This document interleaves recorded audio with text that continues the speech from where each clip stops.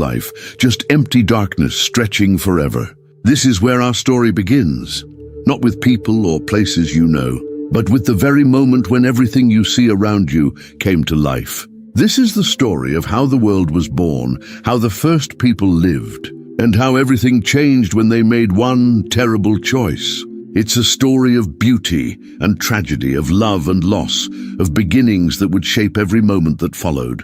In the very beginning, as Genesis chapter 1 verse 1 tells us, in the beginning God created the heavens and the earth. But the earth wasn't like anything we know today. Verse 2 shows us a picture of complete emptiness. Now the earth was formless and empty. Darkness was over the surface of the deep, and the Spirit of God was hovering over the waters. Then something amazing happened. God spoke, just spoke, and when he did, light burst into existence. Genesis 1:3 records his first words, and God said, "Let there be light," and there was light. Can you imagine that moment? The very first light piercing through endless darkness. God saw that the light was good, and he separated it from the darkness, calling the light day and the darkness night. This was the first day. On the second day, God looked at all that water and decided to make space. He created the sky by separating the waters above from the waters below. As verse 7 explains, so God made the vault and separated the water under the vault from the water above it. And it was so. He called this space sky. The third day brought even more wonders. God gathered all the water on earth into seas and let dry ground appear. But he wasn't finished. The earth was still empty, so he covered it with life. Then God said, "Let the land produce vegetation, seed-bearing plants and trees on the land that bear fruit with seed in it, according to their various kinds." And it was so. Genesis 1:11 tells us. Suddenly, grass sprouted, flowers bloomed, and trees grew tall and strong. Day 4 was when God decorated the sky. He made the sun to rule the day and the moon to rule the night. As Genesis 1:16 describes, God made two great lights, the greater light to govern the day and the lesser light to govern the night. He also made the stars. Every twinkling star in the night sky was placed there by his hand. On the fifth day, God filled the waters and the sky with living creatures. Genesis 1:21 shows us the incredible moment. So God created the great creatures of the sea and every living thing with which the water teems and that moves about in it, according to their kinds, and every winged bird according to its kind. Fish swam in the oceans, birds soared through the air, and God saw that it was good. The sixth day was special. First, God made all the animals that live on land. But then he did something completely different. Genesis 1:26 records his words. Then God said, "Let us make mankind in our image, in our likeness, so that they may rule over the fish in the sea and the birds in the sky, over the livestock and all the wild animals, and over all the creatures that move along the ground." This was the moment when the first human beings came into existence. After 6 days of incredible work, God did something that might surprise you. Genesis 2:2-3 tells us, by the seventh day, God had finished the work he had been doing. So on the seventh day, he rested from all his work. Then God blessed the seventh day and made it holy, because on it he rested from all the work of creating that he had done. Now let's look closer at how God made the first people. Genesis 2:7 gives us the beautiful details. Then the Lord God formed a man from the dust of the ground and breathed into his nostrils the breath of life, and the man became a living being. God didn't just speak Adam into existence like he did with light or stars. He got his hands dirty, forming Adam from the dust, then breathing his own breath into him. That's how special humans were to God. But God knew Adam needed a perfect place to live. So he planted a garden in a place called Eden. Genesis 2:8-9 describes it. Now the Lord God had planted a garden in the east, in Eden, and there he put the man he had formed. The Lord God made all kinds of trees grow out of the ground, trees that were pleasant to sight and good for food. This wasn't just any garden, it was paradise. Two special trees grew there, the tree of life and the tree of the knowledge of good and evil. Rivers flowed through Eden, keeping everything green and beautiful. Adam had everything he could ever want or need. God gave Adam an important job. As Genesis 2:15 explains, the Lord God took the man and put him in the Garden of Eden to work it and take care of it. Adam wasn't lazy. He was the world's first gardener, taking care of this amazing place God had made. But then God said something that shows how much he cared about Adam's happiness. Genesis 2:18 records, "The Lord God said, 'It is not good for the man to be alone. I will make a helper suitable for him.'" Even in paradise, Adam needed companionship. First, God brought all the animals to Adam to name them. Genesis 2:19-20 tells us, "Now the Lord God had formed out of the ground all the wild animals and all the birds in the sky. He brought them to the man to see what he would name them. And whatever the man called each living creature, that was its name. So the man gave names to all the livestock, the birds in the sky and all the wild animals. But for Adam, no suitable helper was found. So God did something amazing. He made Adam fall into a deep sleep, and from Adam's rib, he created woman. When Adam woke up and saw her, his reaction was pure joy. Genesis 2:23 captures his excitement. The man said, "This is now bone of my bones and flesh of my flesh. She shall be called woman, because she was taken out of man." The Bible tells us in Genesis 2:25 that Adam and his wife were both naked, and they felt no shame. They lived in perfect harmony with each other and with God. There was no fear, no embarrassment, no conflict, just pure, innocent love. Life in Eden was perfect, but God had given Adam and Eve one rule. Genesis 2:16-17 records God's words, "And the Lord God commanded the man, 'You are free to eat from every tree in the garden, but you must not eat from the tree of the knowledge of good and evil. For when you eat from it, you will certainly die.'" One rule. In all of paradise, with thousands of trees to choose from, there was just one tree they couldn't touch. It seemed simple enough. But then a serpent appeared. This wasn't just any snake. This was the craftiest creature God had made. Genesis 3:1 introduces him. "Now the serpent was more crafty than any of the wild animals the Lord God had made. He said to the woman, 'Did God really say, you must not eat from any tree in the garden?'" Notice how clever the serpent was. He didn't start by telling Eve to disobey. He just asked a question that made her think about God's command in a different way. Eve corrected him, explaining that they could eat from every tree except one, and if they ate from that tree or even touched it, they would die. But then the serpent made his move. Genesis 3:4-5 records his lie. "You will not certainly die," the serpent said to the woman, "for God knows that when you eat from it, your eyes will be opened, and you will be like God, knowing good and evil." Those words changed everything. Suddenly, Eve began to see the forbidden tree differently. Genesis 3:6 describes what happened next. "When the woman saw that the fruit of the tree was good for food and pleasing to the eyes, and also desirable for gaining wisdom, she took some and ate it. She also gave some to her husband, who was with her, and he ate it. The moment they ate that fruit, everything changed." Genesis 3:7 tells us, "Then the eyes of both of them were opened, and they realized they were naked. So they sewed fig leaves together and made coverings for themselves." For the first time, they felt shame and fear.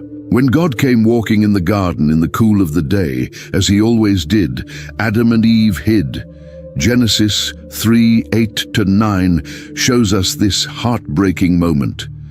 "Then the man and his wife heard the sound of the Lord God as he was walking in the garden in the cool of the day, and they hid from the Lord God among the trees of the garden. But the Lord God called to the man, 'Where are you?' God knew exactly where they were, but he was giving them a chance to come forward and admit what they had done. Instead, when Adam finally answered, he did something that showed how deeply sin had already affected him. Genesis 3:12 records his response. The man said, "The woman you put here with me, she gave me some fruit from the tree, and I ate it." Adam didn't just fail to take responsibility. He actually blamed both Eve and God himself for what had happened.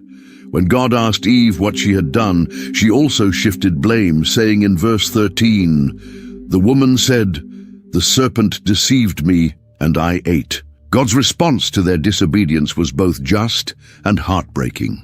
First, he dealt with the serpent. Genesis 3:14-15 records the curse. "So the Lord God said to the serpent, 'Because you have done this, cursed are you above all livestock and all wild animals. You will crawl on your belly, and you will eat dust all the days of your life. And I will put enmity between you and the woman, and between your offspring and hers. He will crush your head, and you will strike his heel.'" Then God turned to Eve. Genesis 3:16 shows the consequence for women. "To the woman he said, 'I will make your pains in childbearing very severe. With painful labor you will give birth to children. Your desire will be for your husband, and he will rule over you.'" Adam's punishment was different but equally serious. Genesis 3:17-19 records God's words. "To Adam he said, 'Because you listened to your wife and ate fruit from the tree about which I commanded you, you must not eat from it. Cursed is the ground because of you. Through painful toil, you will eat food from it all the days of your life. It will produce thorns and thistles for you, and you will eat the plants of the field. By the sweat of your brow you will eat your food until you return to the ground, since from it you were taken. For dust you are, and to dust you will return." Work, which had been joyful in Eden, would now be hard and frustrating. The ground would fight against them. And most devastating of all, death had entered the world, but even in judgment, God showed mercy. Genesis 3:21 tells us, "The Lord God made garments of skin to clothe them." He cared for them even after they had disobeyed him. Then came the moment they must have dreaded. God explained why they had to leave Eden. Genesis 3:22-24 records his reasoning. "And the Lord God said, 'The man has now become like one of us, knowing good and evil. He must not be allowed to reach out his hand and take also from the tree of life and eat and live forever.' So the Lord God banished him from the Garden of Eden to work the ground from which he had been taken. After he banished them, he placed on the east side of the Garden of Eden cherubim and a flaming sword flashing back and forth to guard the way to the tree of life. Adam and Eve found themselves outside paradise, in a world that was broken because of their choice. They could never go back. Outside of Eden, life continued. Genesis 4:1-2 tells us about the first children. Adam made love to his wife Eve, and she became pregnant and gave birth to Cain. She said, "With the help of the Lord, I've brought forth a man." Later she gave birth to his brother Abel. Now Abel kept flocks, and Cain worked the soil. These two brothers grew up in a world very different from the one their parents had known. They had never seen Eden, never walked with God in perfect harmony. But they knew about God, and they brought him offerings. Genesis 4:3-4 describes their worship. In the course of time, Cain brought some of the fruits of the soil as an offering to the Lord. And Abel also brought an offering, fat portions from some of the firstborn of his flock. The Lord looked with favor on Abel and his offering, but on Cain and his offering he did not look with favor. We don't know exactly why God preferred Abel's offering, but we can see the difference in their hearts. Abel brought the best he had, the fat portions from the firstborn animals. Cain just brought some of his crops, not necessarily the best. God's rejection of his offering made Cain angry. His face fell and jealousy began to grow in his heart. But God, in his kindness, tried to warn Cain. Genesis 4:6-7 records God's Words. Then the Lord said to Cain, "Why are you angry? Why is your face downcast? If you do what is right, will you not be accepted? But if you do not do what is right, sin is crouching at your door. It desires to have you, but you must rule over it." God was giving Cain a chance to make things right. He was warning him that sin was like a wild animal waiting to pounce, but Cain had to choose to fight against it. Sadly, Cain made the wrong choice. Genesis 4:8 tells us the tragic result. Now Cain said to his brother Abel, "Let's go out to the field." While they were in the field, Cain attacked his brother Abel and killed him. This was the first murder in human history. Brother killed brother out of jealousy and anger. When God asked Cain where Abel was, his response showed how deeply sin had corrupted his heart. Genesis 4:9 records his callous answer. "I don't know," he replied. "Am I my brother's keeper?" But God knew what had happened. Genesis 4:10-12 shows his response. The Lord said, "What have you done? Listen, your brother's blood cries out to me from the ground. Now you are under a curse and driven from the ground, which opened its mouth to receive your brother's blood from your hand. When you work the ground, it will no longer yield its crops for you. You will be a restless wanderer on the earth." Cain's punishment was severe, but not as severe as it could have been. When he complained that his punishment was too hard and that anyone who found him would kill him, God showed mercy. Genesis 4:15 tells us, "But the Lord said to him, 'Not so. Anyone who kills Cain will suffer vengeance 7 times over.' Then the Lord put a mark on Cain so that no one who found him would kill him. Even in judgment, God protected Cain's life.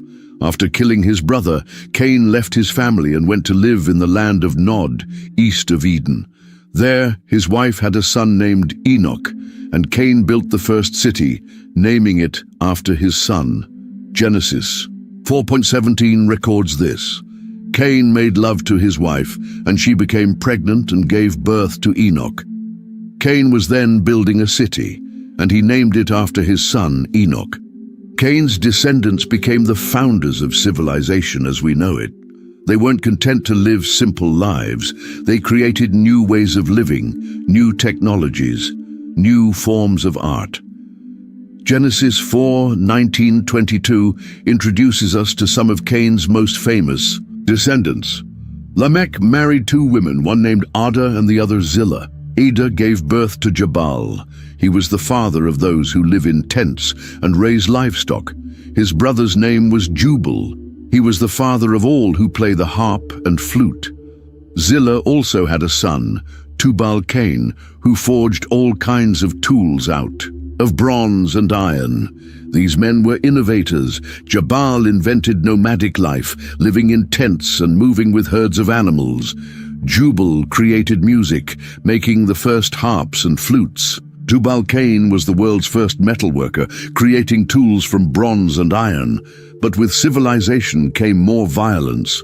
Lamech, Cain's descendant, became even more violent than his ancestor. Genesis 4:23-24 records his boastful song. Lamech said to his wives, "Ada and Zillah, listen to me. Wives of Lamech, hear my words. I have killed a man for wounding me, a young man for injuring me. If Cain is avenged 7 times, then Lamech 77 times. Lamech was proud of his violence.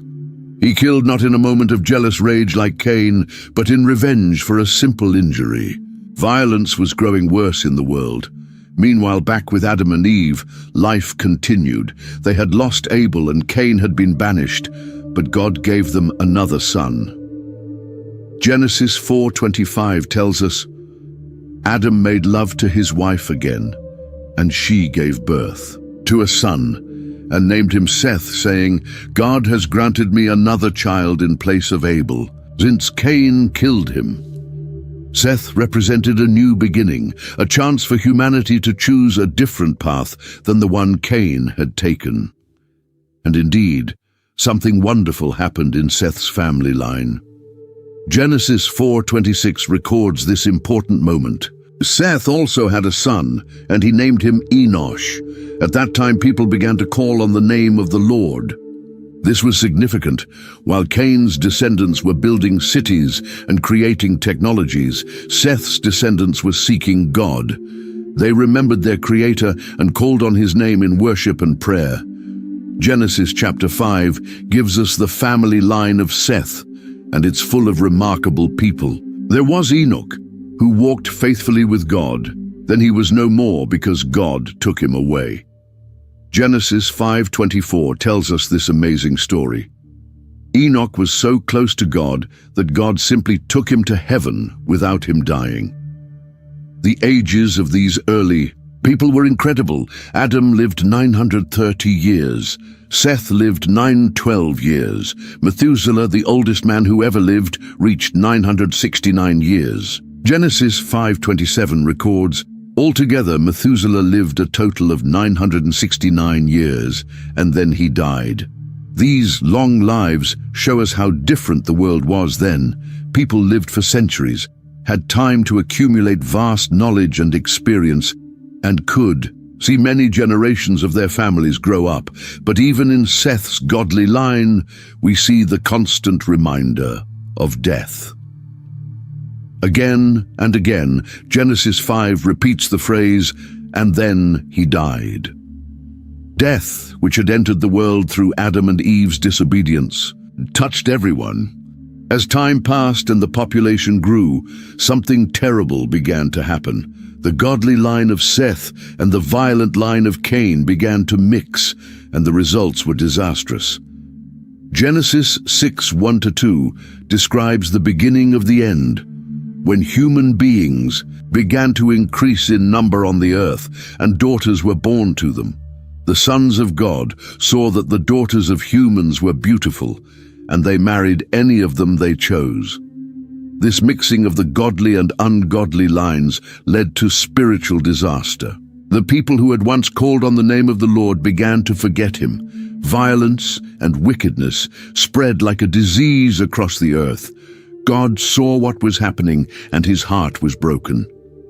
Genesis 6:5-6 gives us one of the saddest verses. In all the Bible, the Lord saw how great the wickedness of the human race had become on the earth, and that every inclination of the thoughts of the human heart was only evil all the time. The Lord regretted that He had made human beings on the earth, and His heart was deeply troubled.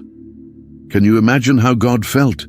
He had created humans in His own image, breathed His own breath into them, given them a beautiful world to live in.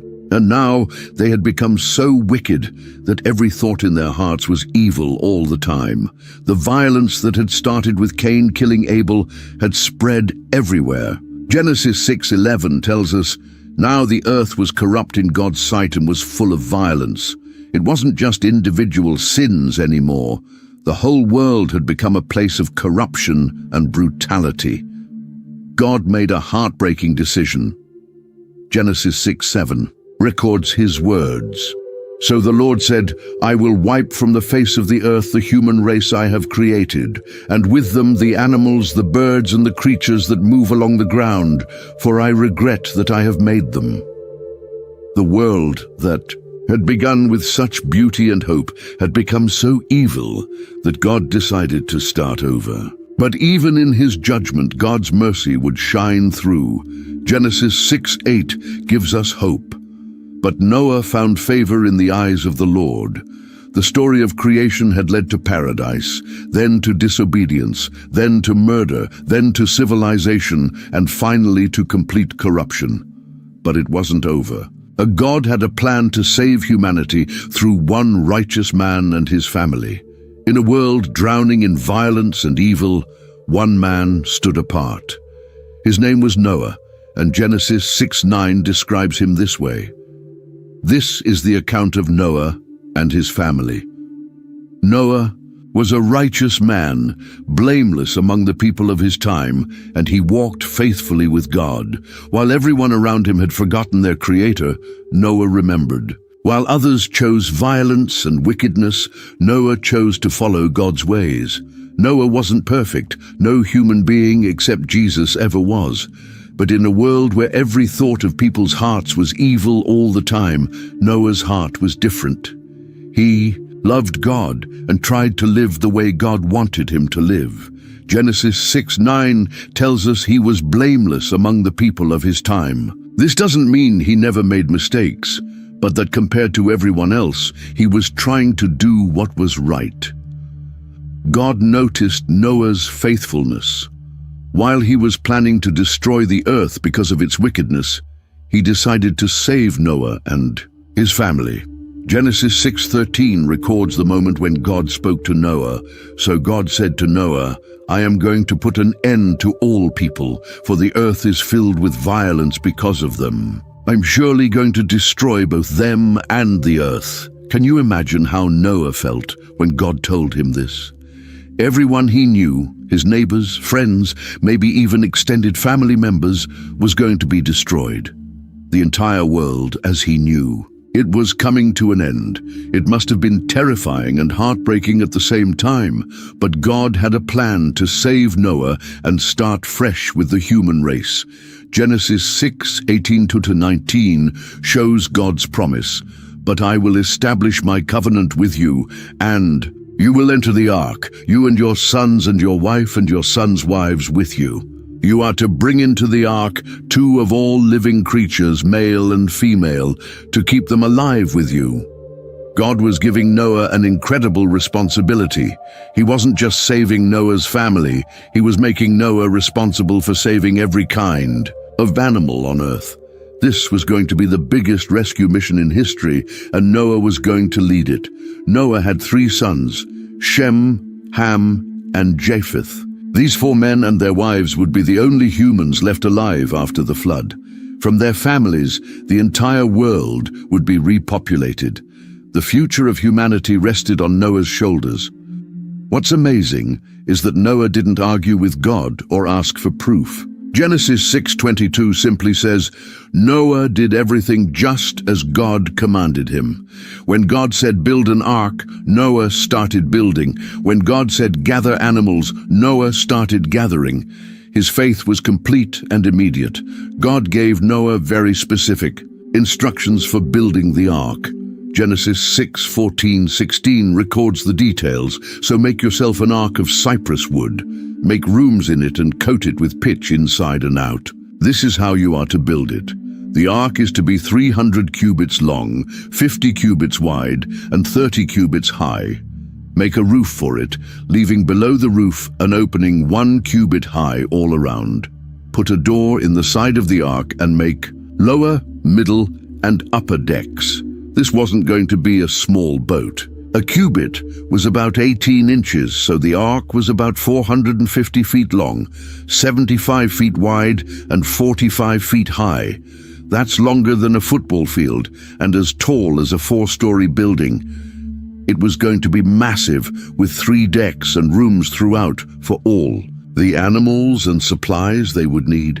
Building something this big would have taken years. Noah had to cut down countless trees, shape the wood, and put it all together without modern tools or machinery. Every day as he worked on this enormous boat, people probably laughed at him. After all, they weren't near any ocean, and it had never rained enough to need such a huge boat. But Noah kept building, trusting that God knew what he was doing. Genesis 7:5 reminds us, "And Noah did all that the Lord commanded him." He was 600 years old when the flood came, which means he had been working on this project for many years, never giving up despite what others might have said about him. As the ark neared completion, God gave Noah another instruction. Genesis 7:1-3 records God's words.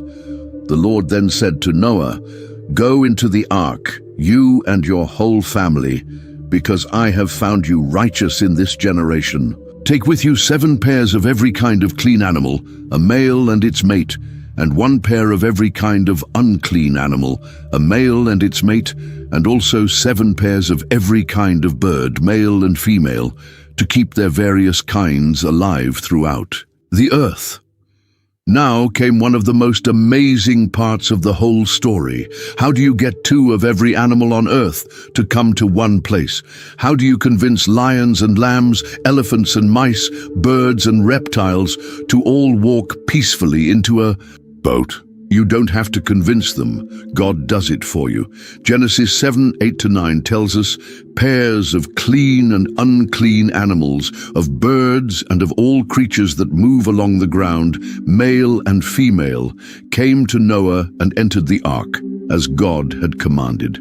Noah, the animals came on their own. God called them and they responded. Lions walked next to sheep without attacking.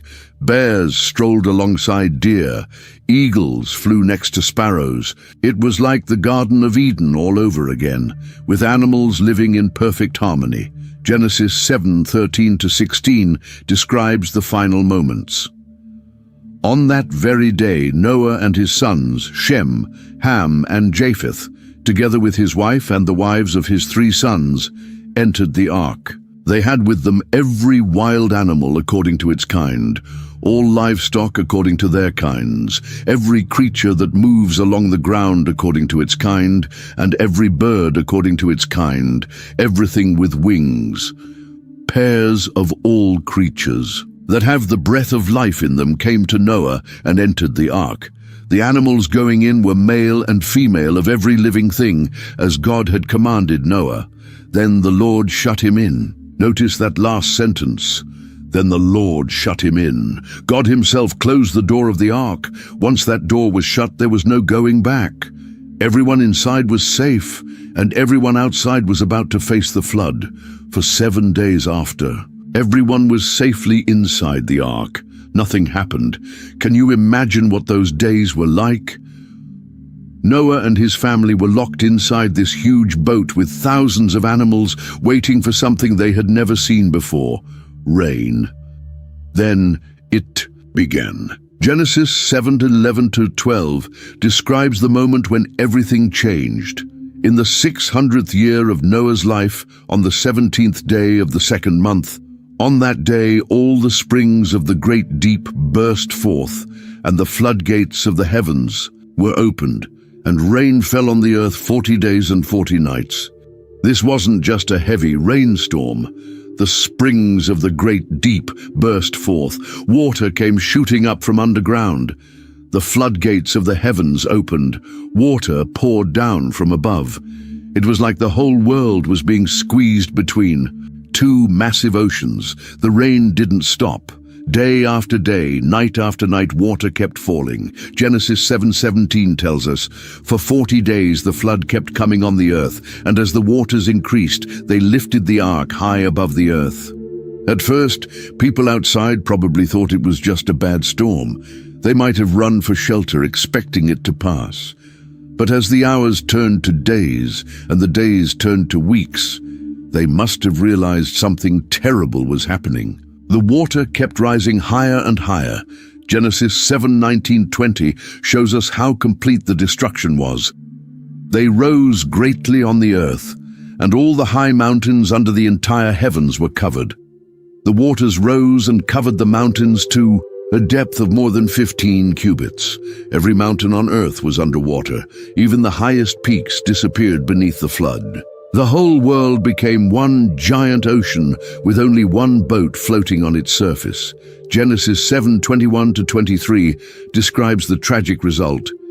Every living thing that moved on land perished: birds, livestock, wild animals, all the creatures that swarm over the earth, and all mankind. Everything on dry land that had the breath of life in its nostrils died. Every living thing on the face of the earth was wiped out. People and animals and the creatures that move along the ground and the birds were wiped from the earth. Only Noah was left and those with him in the ark. It's hard to imagine such complete destruction. Every person who had laughed at Noah was gone. Every animal that hadn't made it to the ark was dead. Every plant, every tree, every living thing that needed air to breathe had drowned. The earth that God had created with such beauty and filled with such life was now a watery grave. Only 8 people remained alive in the entire world: Noah, his wife, his 3 sons, and their 3 wives. They floated alone on an endless sea, carrying in their ark the future of all life on earth. Living inside the ark must have been unlike anything anyone had ever experienced. Genesis 7:24 tells us that the waters flooded the earth for 150 days, but the rain itself fell for 40 days and nights. During those first 40 days, Noah and his family listened to the constant sound of rain pounding on the roof above them. Inside the ark, it was probably dark most of the time. The only light came through the opening that ran around the top. Just below the roof, the air was filled with the sounds and smells of thousands of animals. Lions roared, elephants trumpeted, birds chirped, and countless other creatures made their various noises. But something miraculous was happening inside that floating zoo. The animals weren't acting the way they normally would. Predators weren't hunting prey. Everything was peaceful, just like it had been when they all walked into the ark together. God was supernaturally keeping order among all these different creatures. Noah and his family had to work hard every day. The animals needed food and water. Waste had to be cleaned up. With thousands of creatures living in one space, there was always something that needed attention. They had to make sure the elephants had enough to eat, the birds had clean water, and the smaller animals weren't getting lost or hurt. Genesis doesn't give us many details about daily life in the ark, but we can imagine some of the challenges. How do you feed a lion without letting it hunt other animals? How do you keep thousands of different animals healthy in close quarters? How do you deal with the smell and noise of such a crowded space? Yet through it all, God was taking care of them. The ark was perfectly designed for its purpose. It was big enough to hold everything and everyone. It was strong enough to survive the worst storm in history. And it was sealed well enough to keep everyone inside safe and dry. Noah's family must have spent time praying and talking together. They were the only humans left alive, and they knew it. The responsibility they carried was enormous. When the flood ended, they would have to start the world over again. They also had to live with the knowledge of what was happening outside. Every day, as they cared for the animals and maintained their floating home, they knew that everything they had ever known was being destroyed. Every place they had ever visited, every person they had ever met, was gone forever. Yet they also had hope. God had saved them for a purpose. He had promised to establish his covenant with Noah. When the water went down, they would step out into a clean, fresh world and begin again. After 40 days, the rain finally stopped. But the ark didn't land immediately. Genesis 8:1-3 tells us what happened next. But God remembered Noah and all the wild animals and the livestock that were with him in the ark, and he sent a wind over the earth, and the waters receded. Now the springs of the deep and the floodgates of the heavens had been closed, and the rain from heaven had been restrained. The water receded steadily from the earth. God sent a wind to help dry up the water. Slowly, very slowly, the level began to go down. It had taken 40 days for the water to cover the earth, but it took much longer for it to go away. Genesis 8:4 records an important moment. On the 17th day of the 7th month, the ark came to rest on the mountains of Ararat. Finally, after months of floating, the ark touched solid ground again, but they still couldn't get out. The mountains were still mostly underwater. Noah wanted to know what was happening outside, so he decided to send out some birds to explore. Genesis 8:6-7 tells us, after 40 days, Noah opened a window he had made in the ark and sent out a raven, and it kept flying back and forth until the water had dried up from the earth. The raven could fly around and find places to perch, but it didn't bring back any news. So Noah tried a different bird. Genesis 8:8-9 describes what happened. Then he sent out a dove to see if the water had receded from the surface of the ground. But the dove could find nowhere to perch because there was water over all the surface of the earth. so it returned to Noah in the ark. He reached out his hand and took the dove and brought it back to himself in the ark. The dove was looking for dry land, but there wasn't any yet. Noah waited 7 more days and sent the dove out again. Genesis 8, 10, 11 tells us about this second trip. He waited 7 more days and again sent out the dove from the ark. When the dove returned to him in the evening, there in its beak was a freshly plucked olive leaf. Then Noah knew that the water had receded from the earth. An olive leaf. It was the first sign of new life, the first proof that plants were growing again, somewhere on earth. Noah must have been so excited to see that little green leaf. It meant the world was coming back to life. Noah waited another 7 days and sent the dove out a third time. Genesis 8:12 records, he waited 7 more days and sent the dove out again, but this time it did not return to him. The dove had found a place to live. The earth was ready, but Noah was a patient man who waited for God's permission. Genesis 8:13-14 shows his careful obedience. By the first day of the first month of Noah's 601st year, the water had dried up from the earth. Noah then removed the covering from the ark and saw that the surface of the ground was dry. By the 27th day of the second month, the earth was completely dry. Finally, after more than a year in the ark, God gave Noah permission to leave. Genesis 8:15-16 records God's words. Then God said to Noah, "Come out of the ark, you and your wife and your sons and their wives." When Noah and his family stepped out of the ark, they were looking at a completely different world. Genesis 8:18-19 describes the moment. So Noah came out, together with his sons and his wife and his sons' wives, all the animals and all the creatures that move along the ground and all the birds, everything that moves on land, came out of the ark, one kind after another.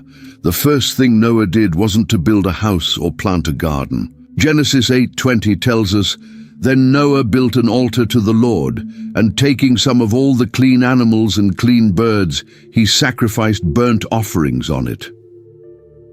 Noah's first act in the new world was to worship God and thank him for salvation. This sacrifice was important. Noah took some of the clean animals. Remember, he had brought 7 pairs of these instead of just 2, and offered them to God. He was giving back to God some of the very animals that God had used to save his family. God was pleased with Noah's sacrifice. Genesis 8:21 records God's response. "The Lord smelled the pleasing aroma and said in his heart, 'Never again will I curse the ground because of humans, even though every inclination of the human heart is evil from childhood, and never again will I destroy all living creatures as I have done.'" This was an amazing promise. Even though God knew that people would still sin, that every inclination of the human heart is evil from childhood, he promised never again to destroy the world with a flood. He was giving humanity another chance. Genesis 8:22 contains one of the most comforting promises in the Bible. As long as the earth endures, seed time and harvest, cold and heat, summer and winter, day and night will never cease. God was promising that the basic rhythms of life would continue. There would always be seasons, always be day and night, always be time to plant and time to harvest. Then God gave Noah and his family some important instructions. Genesis 9:1-3 records his blessing. Then God blessed Noah and his sons, saying, "To them be fruitful and increase in number and fill the earth. The fear and dread of you will fall on all the beasts of the earth and on all the birds in the sky, on every creature that moves along the ground, and on all the fish in the sea. They are given into your hands. Everything that lives and moves about will be food for you. Just as I gave you the green plants, I now give you everything." This was similar to what God had told Adam and Eve, but with some important differences. Now humans could eat meat, not just plants, and the animals would fear humans instead of living in perfect harmony with them, like they had in Eden. But God also gave them an important rule about life. Genesis 9:4-6 records, His command, "But you must not eat meat that has its lifeblood still in it. And for your lifeblood I will surely demand an accounting. I will demand an accounting from every animal, and from each human being too. I will demand an accounting for the life of another human being.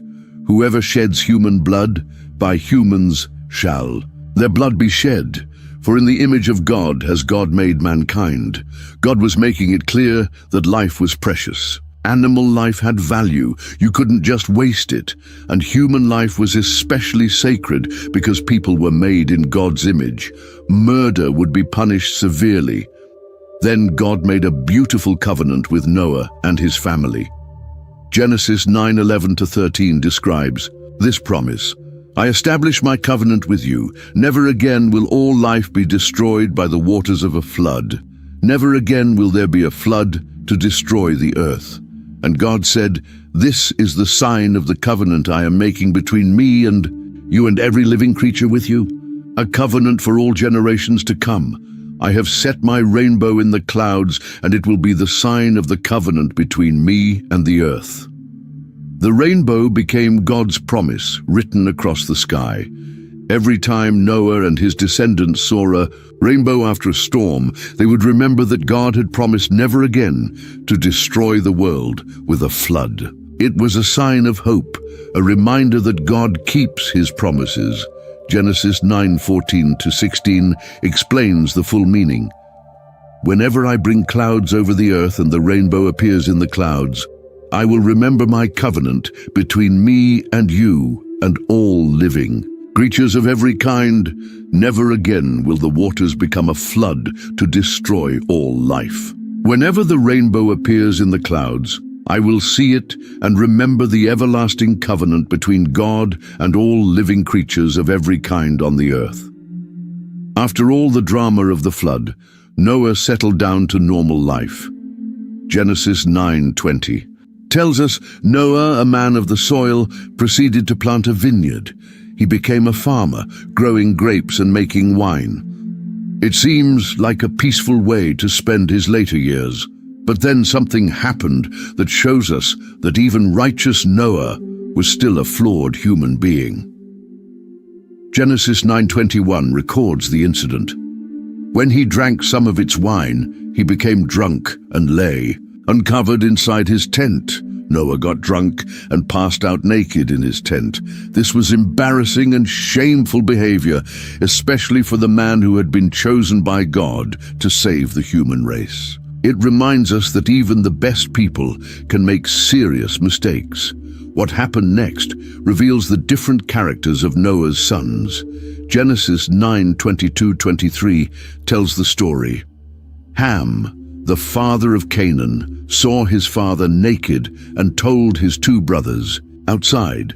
But Shem and Japheth took a garment and laid it across their shoulders. Then they walked in backward and covered their father's naked body.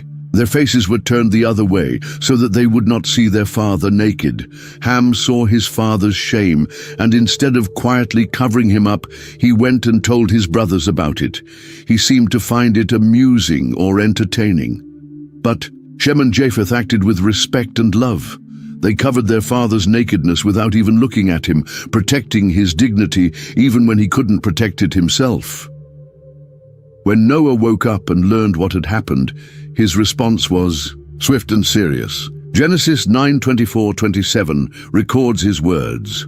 When Noah awoke from his wine and found out what his youngest son had done to him, he said, "Cursed be Canaan, the lowest of slaves will he be to his brothers."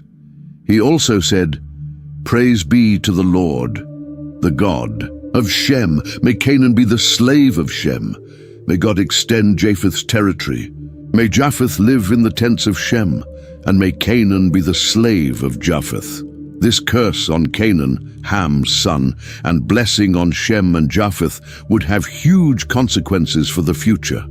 The descendants of Shem would become the Jewish people, through whom God would work to bless the world.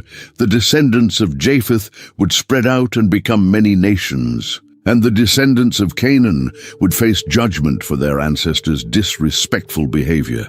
Noah lived 350 years after the flood, reaching the impressive age of 950 years. Genesis 9:28-29 concludes his story.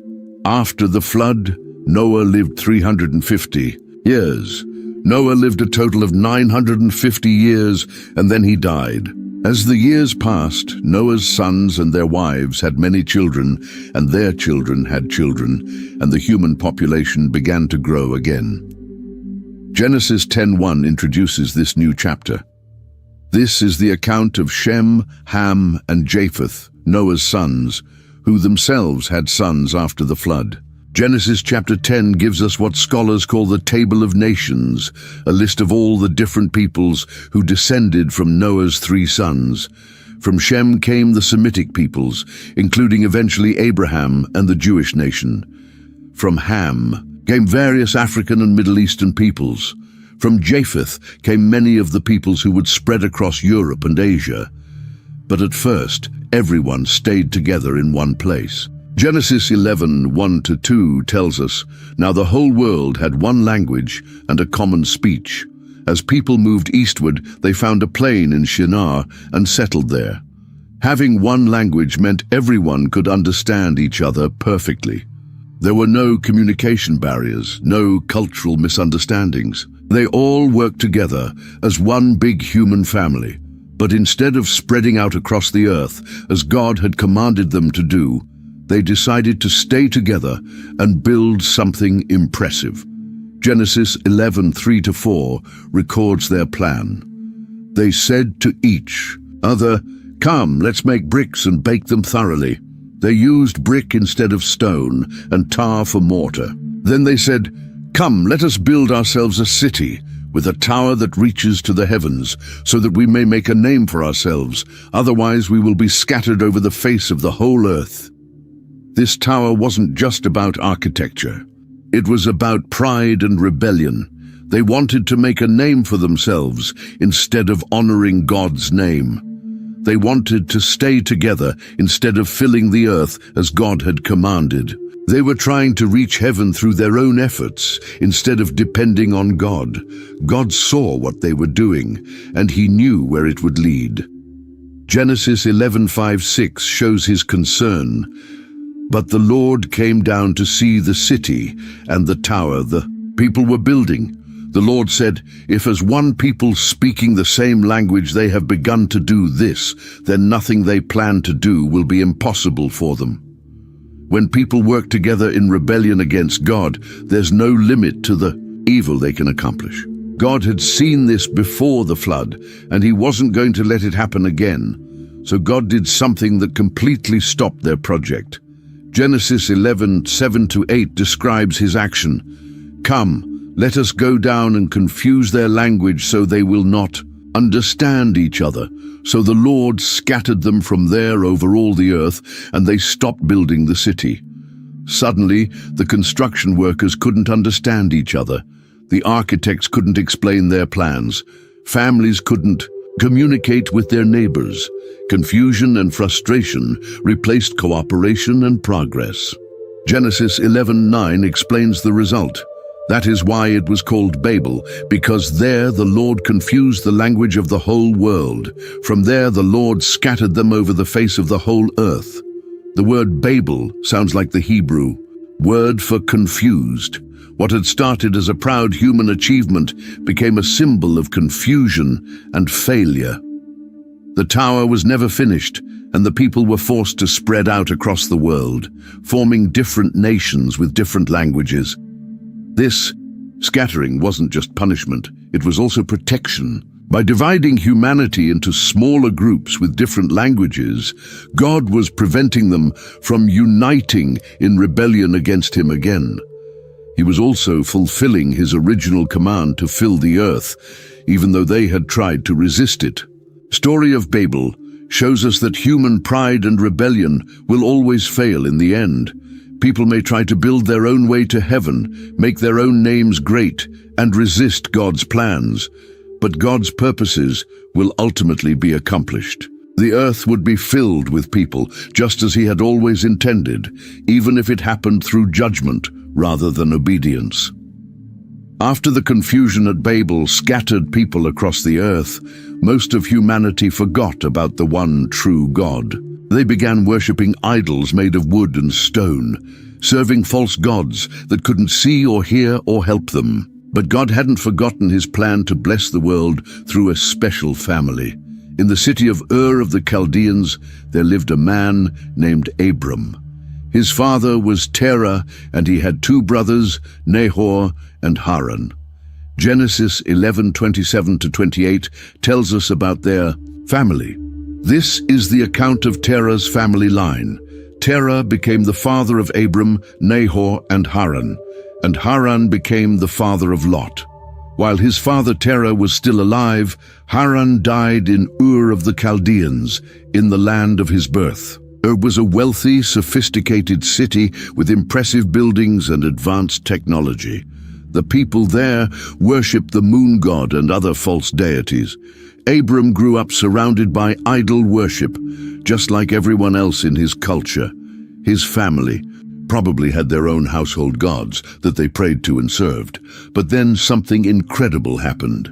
The true God, the creator of heaven and earth, spoke directly to Abram. Genesis 12:1-3 records this life-changing moment. The Lord had said to Abram, "Go from your country, your people and your father's household, to the land I will show you. I will make you into a great nation, and I will bless you. I will make your name great, and you will be a blessing. I will bless those who bless you, and whoever curses you I will curse, and all peoples on earth will be blessed through you." Think about what God was asking Abram to do. Leave everything familiar, his country, his extended family, his father's house. Go to a place God hadn't even named yet. Trust completely in promises that seemed impossible. Abram was 75 years old, and his wife Sarai was barren. How could he become a great nation when he didn't even have children? But Abram believed God. Genesis 12:4-5 shows his immediate obedience. So Abram went as the Lord had told him, and Lot went with him. Abram was 75 years old when he set out from Haran. He took his wife Sarai, his nephew Lot, all the possessions they had accumulated, and the people they had acquired in Haran, and they set out for the land of Canaan, and they arrived there. Notice that Abram had already started this journey. His father Terah had begun moving the family toward Canaan, but had stopped in Haran, where he died. Now God was calling Abram to finish what his father had started. The journey from Haran to Canaan was long and dangerous. There were no maps, no hotels, no gas stations. They traveled with their flocks and herds, their servants and belongings, moving slowly across unfamiliar territory. They had to find water for their animals, grass for grazing, and safe places to camp each night.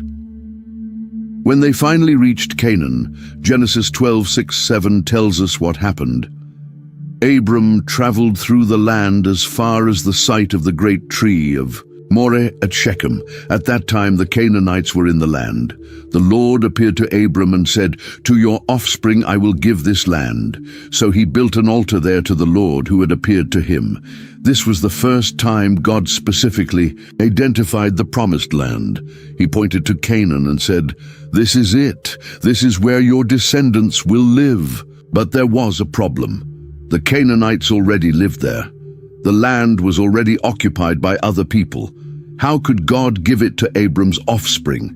Abram didn't argue or complain. He built an altar and worshipped God, trusting that somehow, some way, God would keep his promise. This act of worship was also a public declaration. Anyone who saw that altar knew that Abram served the Lord, not the local gods. As Abram continued living in Canaan, God spoke to him again with even more specific promises. Genesis 13:14-17 records this conversation. The Lord said to Abram after Lot had parted from him, "Look around from where you are, to the north and south, to the east and west. All the land that you see I will give to you and your offspring. Forever I will make your offspring like the dust of the earth, so that if anyone could count the dust, then your offspring could be counted. Go, walk through the length and breadth of the land, for I am giving it to you. God told Abram to look in every direction, north, south, east, west. Everything he could see would belong to his descendants, and those descendants would be countless, like dust particles that no one could number. This was an amazing promise for a man who still had no children. But Abram was getting older, and he began to worry about how God's promises could come true. Genesis 15:1-3 shows his honest concern. After this, the word of the Lord came to Abram in a vision. Do not be afraid, Abram. I am your shield, your very great reward. But Abram said, Sovereign Lord, what can you give me since I remain childless? And the one who will inherit my estate is Eliezer of Damascus? And Abram said, You have given me no children, so a servant in my household will be my heir. Abram was being practical. According to the customs of his time, if a man had no sons, his chief servant would inherit everything. Abram's servant Eliezer was a good man, but he wasn't the child God had promised. God's response was immediate and clear. Genesis 15:4-5 records, His words, Then the word of the Lord came to him, This man will not be your heir, but a son who is your own flesh and blood will be your heir. He took him outside and said, Look up at the sky and count the stars, if indeed you can count them. Then he said to him, So shall your offspring be. Standing under the star-filled sky, Abram heard God promise that his own biological son would be his heir, and that his descendants would be as numerous as the stars. Genesis 15:6 tells us Abram's response. Abram believed the Lord, and he credited it to him as righteousness. This verse is incredibly important. Abram wasn't made right with God because of his good works or religious ceremonies. He was declared righteous simply because he believed God's promise. His faith, not his actions, made him acceptable to God. But God wasn't finished.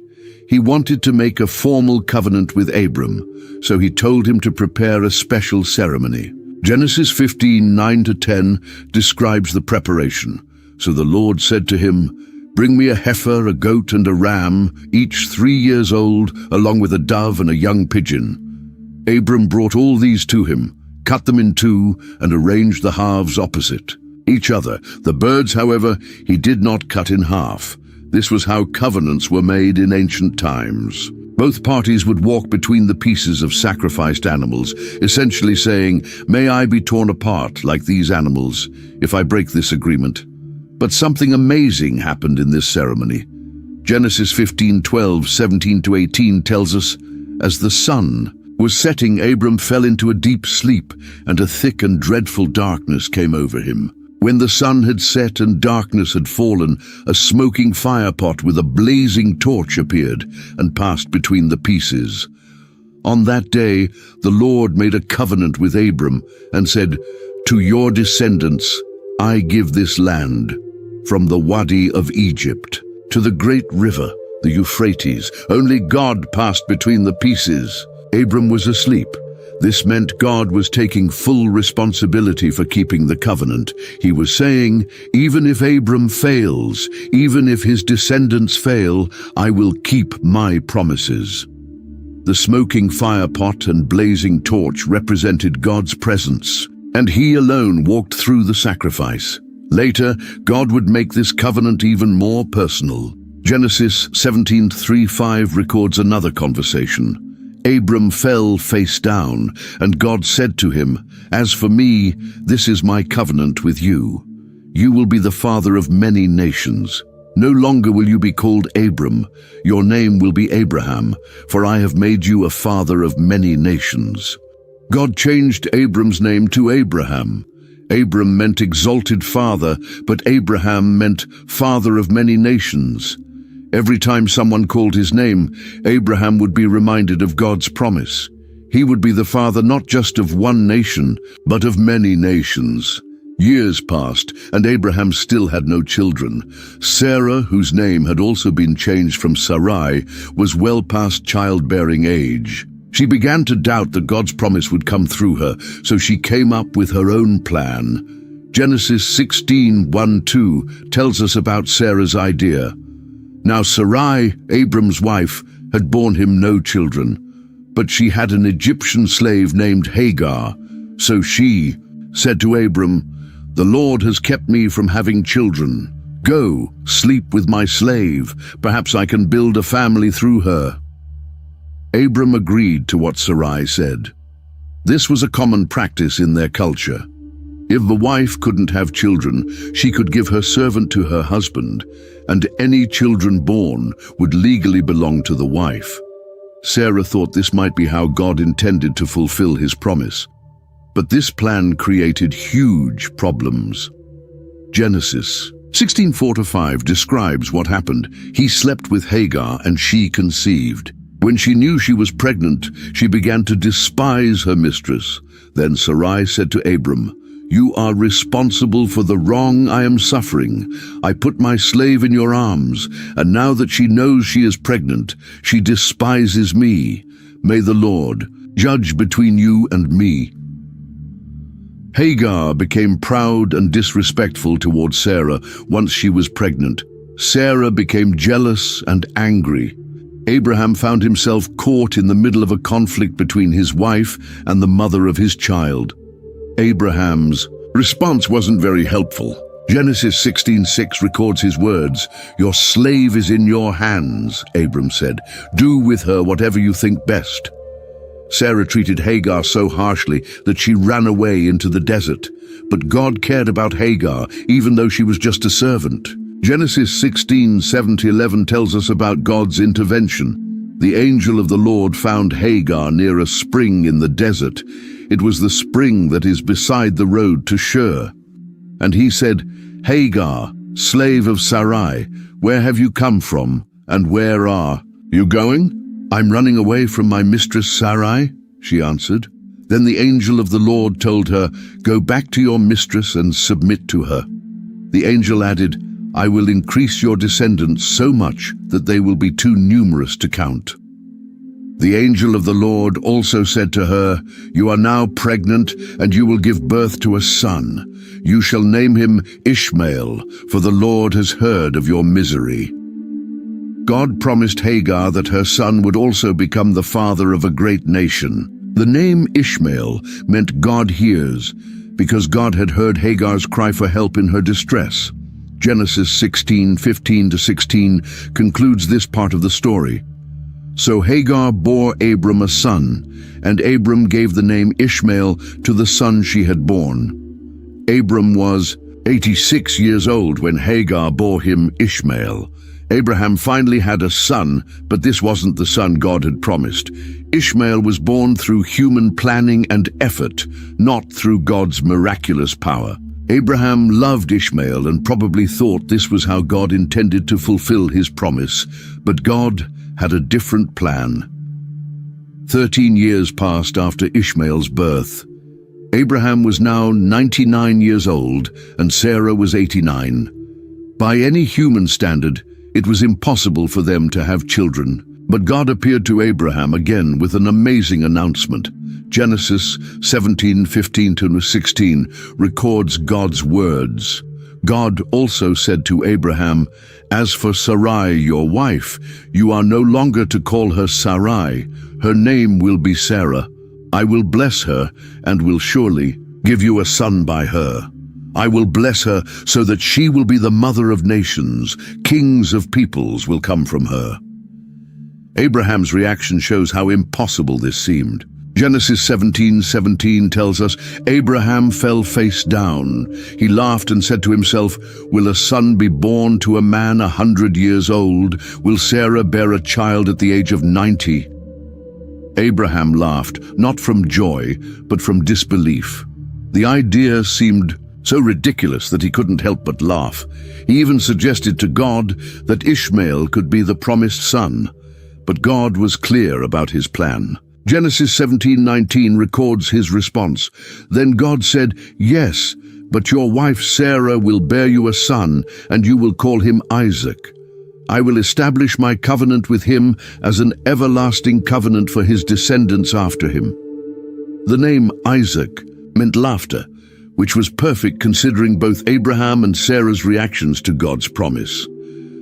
Later, when 3 visitors came to Abraham's tent, they repeated this promise. Genesis 18:10 tells us, "Then one of them said, 'I will surely return to you about this time next year, and Sarah, your wife, will have a son.'"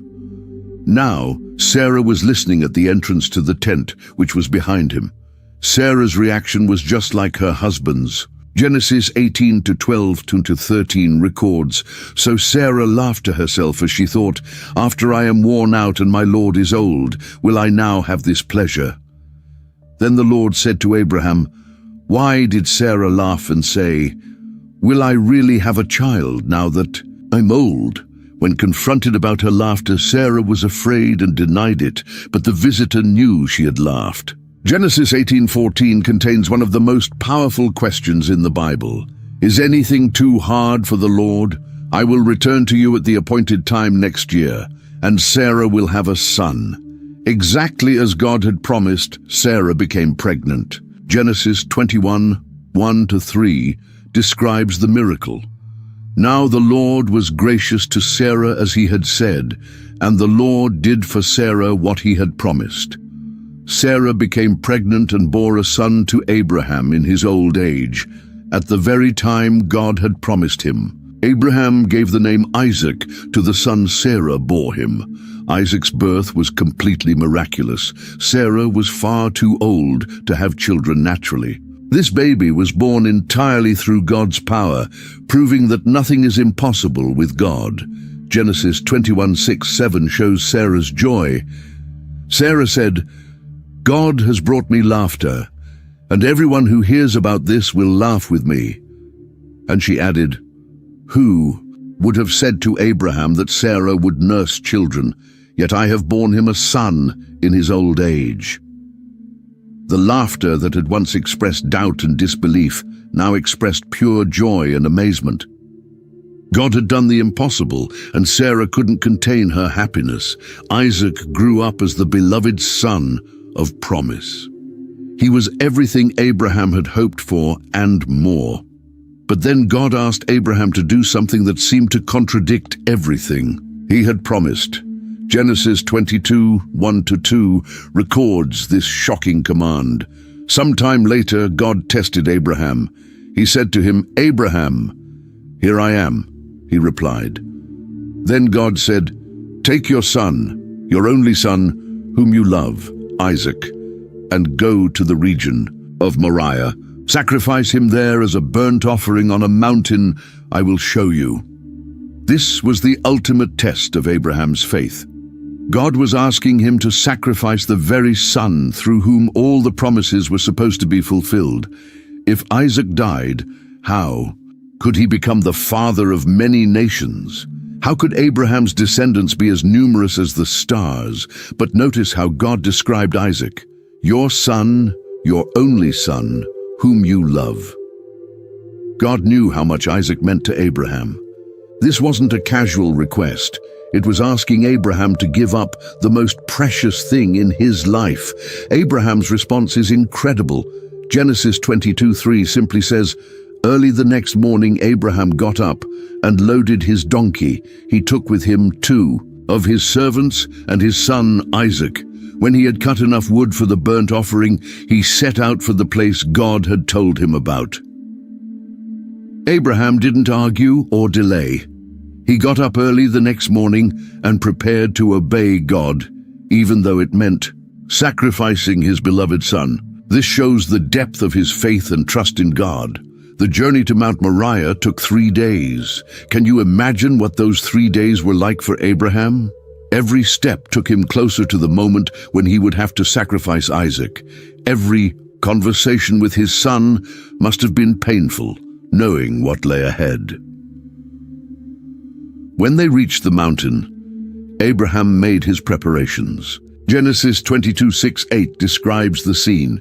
Abraham took the wood for the burnt offering and placed it on his son Isaac, and he himself carried the fire and the knife.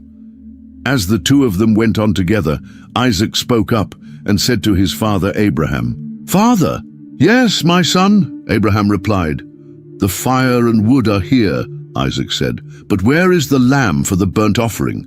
Abraham answered, "God himself will provide the lamb for the burnt offering, my son." And the two of them went on together. Isaac's innocent question must have broken Abraham's heart, but Abraham's answer showed his faith. God himself will provide. He believed that somehow, some way, God would work everything out. At the top of the mountain, Abraham built an altar and arranged the wood. Then came the hardest moment of all. Genesis 22, 9-10 tells us, when they reached the place God had told him about, Abraham built an altar there and arranged the wood on it.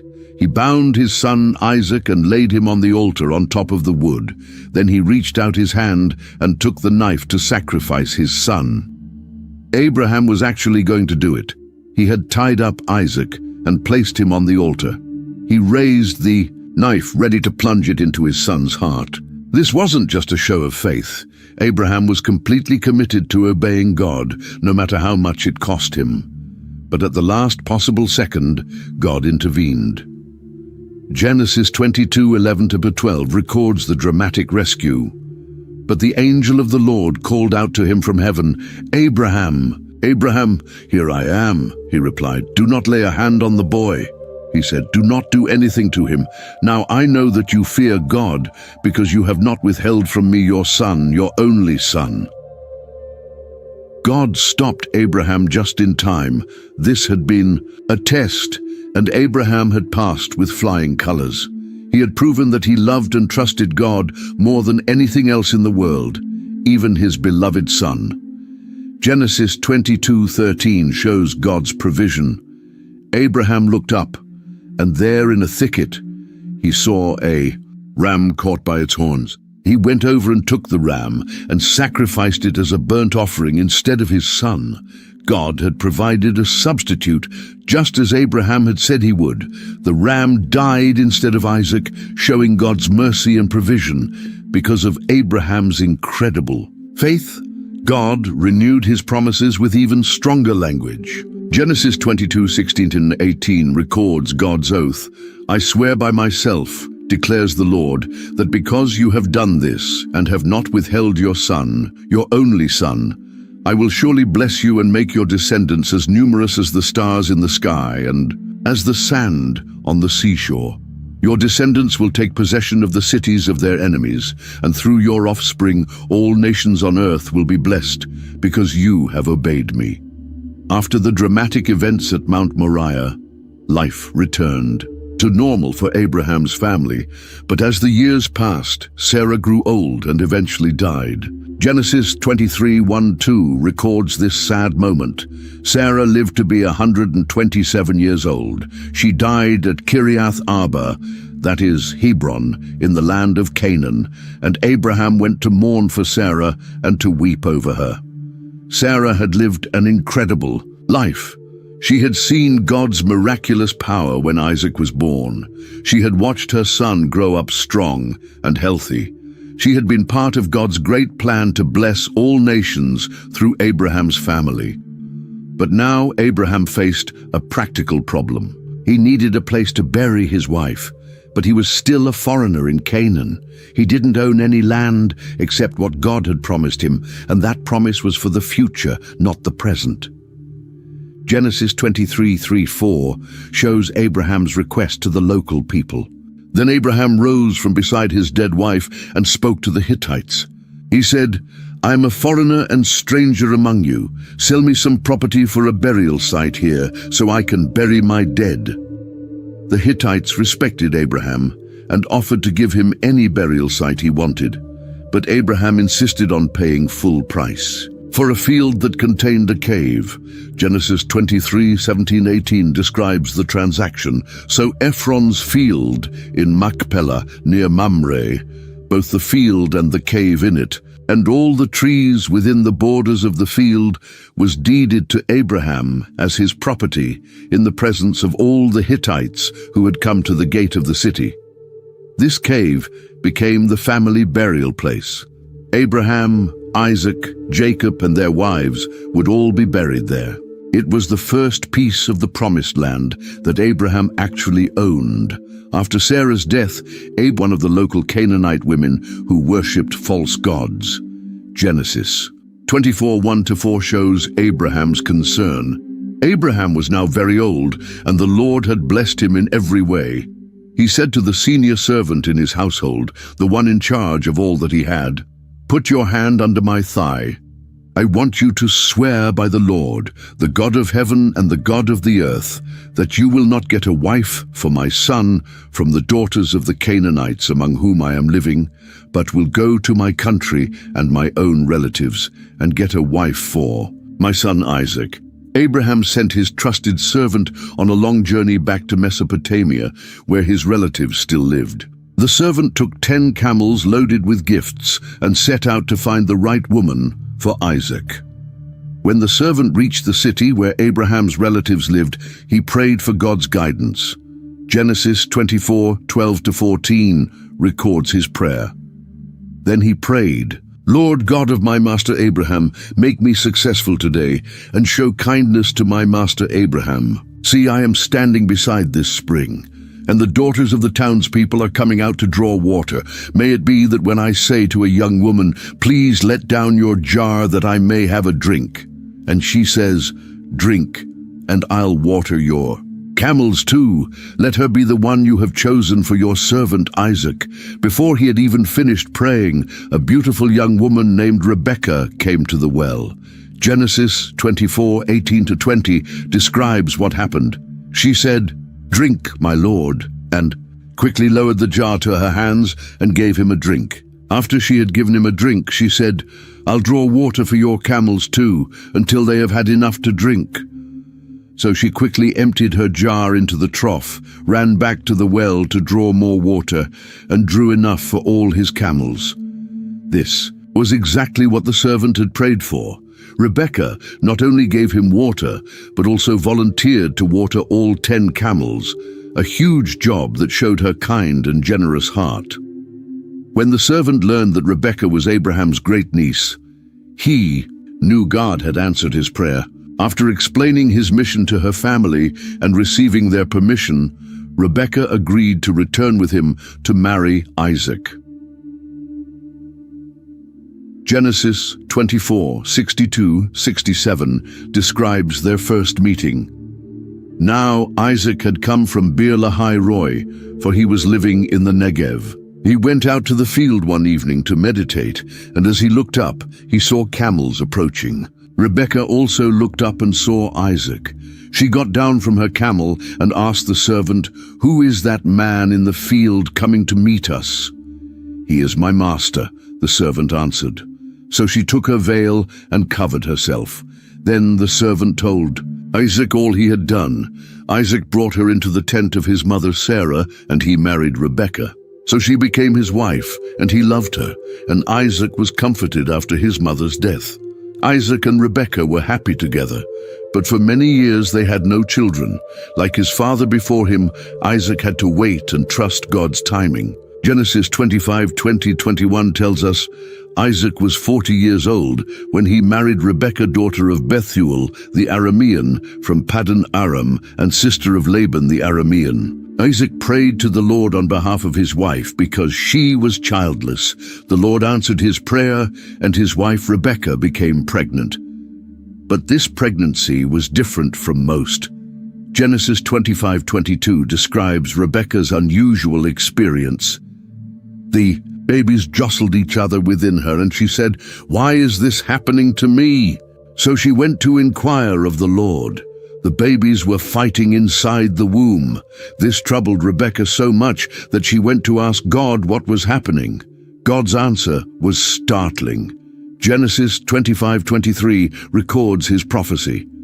The Lord said to her, "2 nations are in your womb, and 2 peoples from within you will be separated. One people will be stronger than the other, and the older will serve the younger.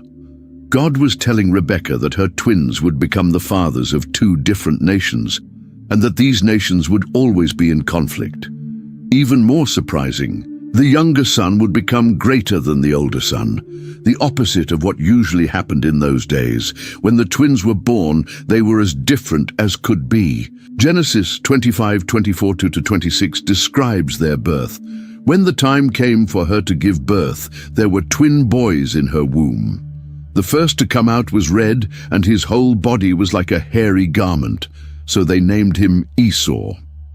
After this, his brother came out, with his hand grasping Esau's heel. So he was named Jacob. Isaac was 60 years old when Rebekah gave birth to them. Esau came out first, covered with red hair. His name meant hairy. Jacob came out holding onto Esau's heel, as if he was trying to pull his brother back and be born first himself. Jacob meant heel grabber or supplanter, someone who takes another person's place. As the boys grew up, their differences became even more obvious. Genesis 25:27-28 tells us, "The boys grew up, and Esau became a skillful hunter, a man of the open country, while Jacob was content to stay at home among the tents." Isaac, who had a taste for wild game, loved Esau, but Rebekah loved Jacob. Esau was an outdoorsman who loved hunting and adventure. Jacob preferred staying home and was probably more intellectual and thoughtful. Unfortunately, their parents each had a favorite son, which created tension in the family. This favoritism led to a shocking incident that would change everything. Genesis 25:29-34 records what happened. Once, when Jacob was cooking some stew, Esau came in from the open country, famished. He said to Jacob, "Quick, let me have some of that red stew, I'm famished." Jacob replied, "First sell me your birthright." "Look, I am about to die," Esau said. "What good is the birthright to me?" But Jacob said, "Swear to me first." So he swore an oath to him, selling his birthright to Jacob. Then Jacob gave Esau some bread and some lentil stew. He ate and drank, and then got up and left. So Esau despised his birthright. The birthright was incredibly valuable. As the firstborn, Esau was entitled to a double portion of his father's inheritance and would become the head of the family after Isaac died. But when he was hungry and tired from hunting, he traded it all away for a bowl of stew. This shows us the different values of the two brothers. Esau lived for the moment and didn't think about the future.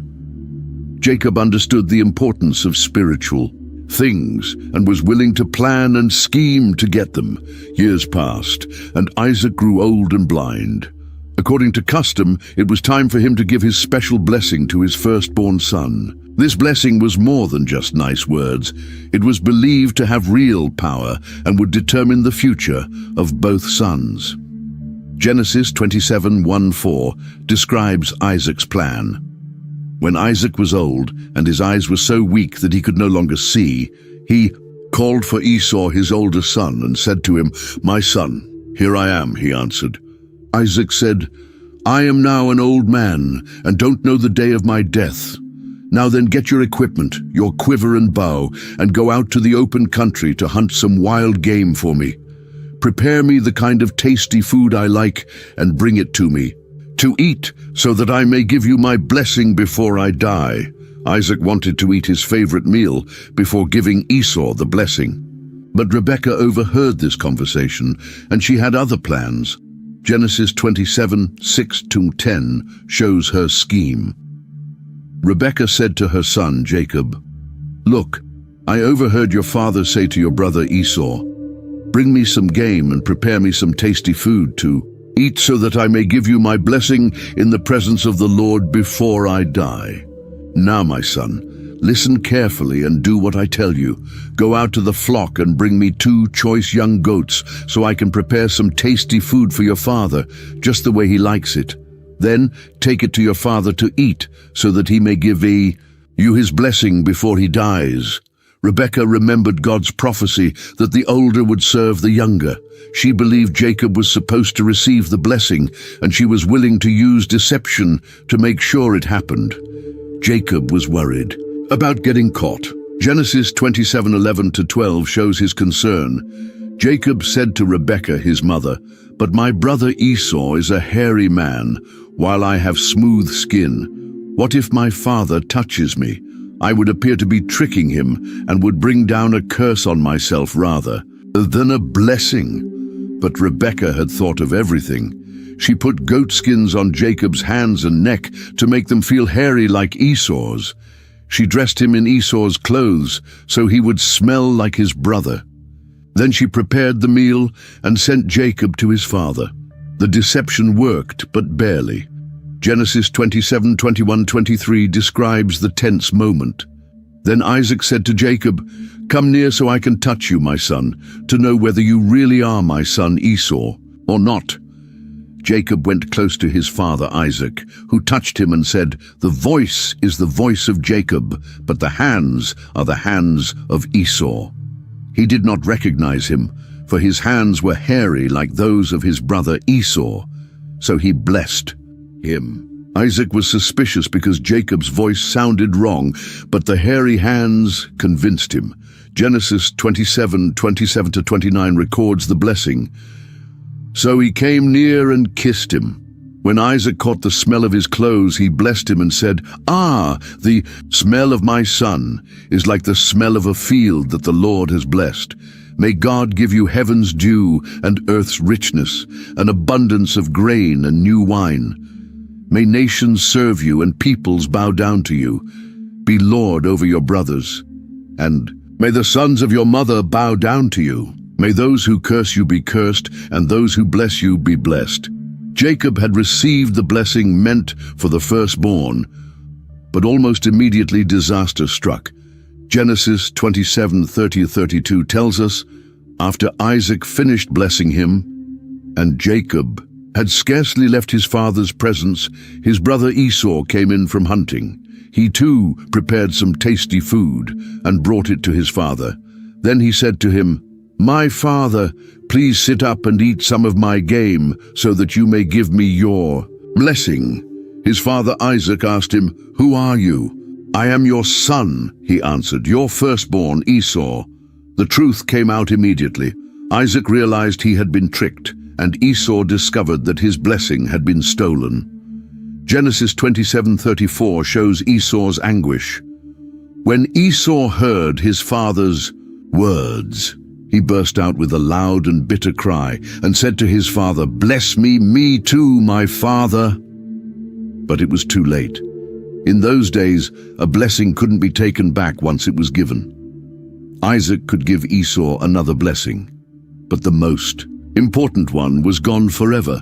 Esau was furious and began planning his revenge. Genesis 27:41 records his intention. Esau held a grudge against Jacob because of the blessing his father had given him. He said to himself, "The days of mourning for my father are near. Then I will kill my brother Jacob."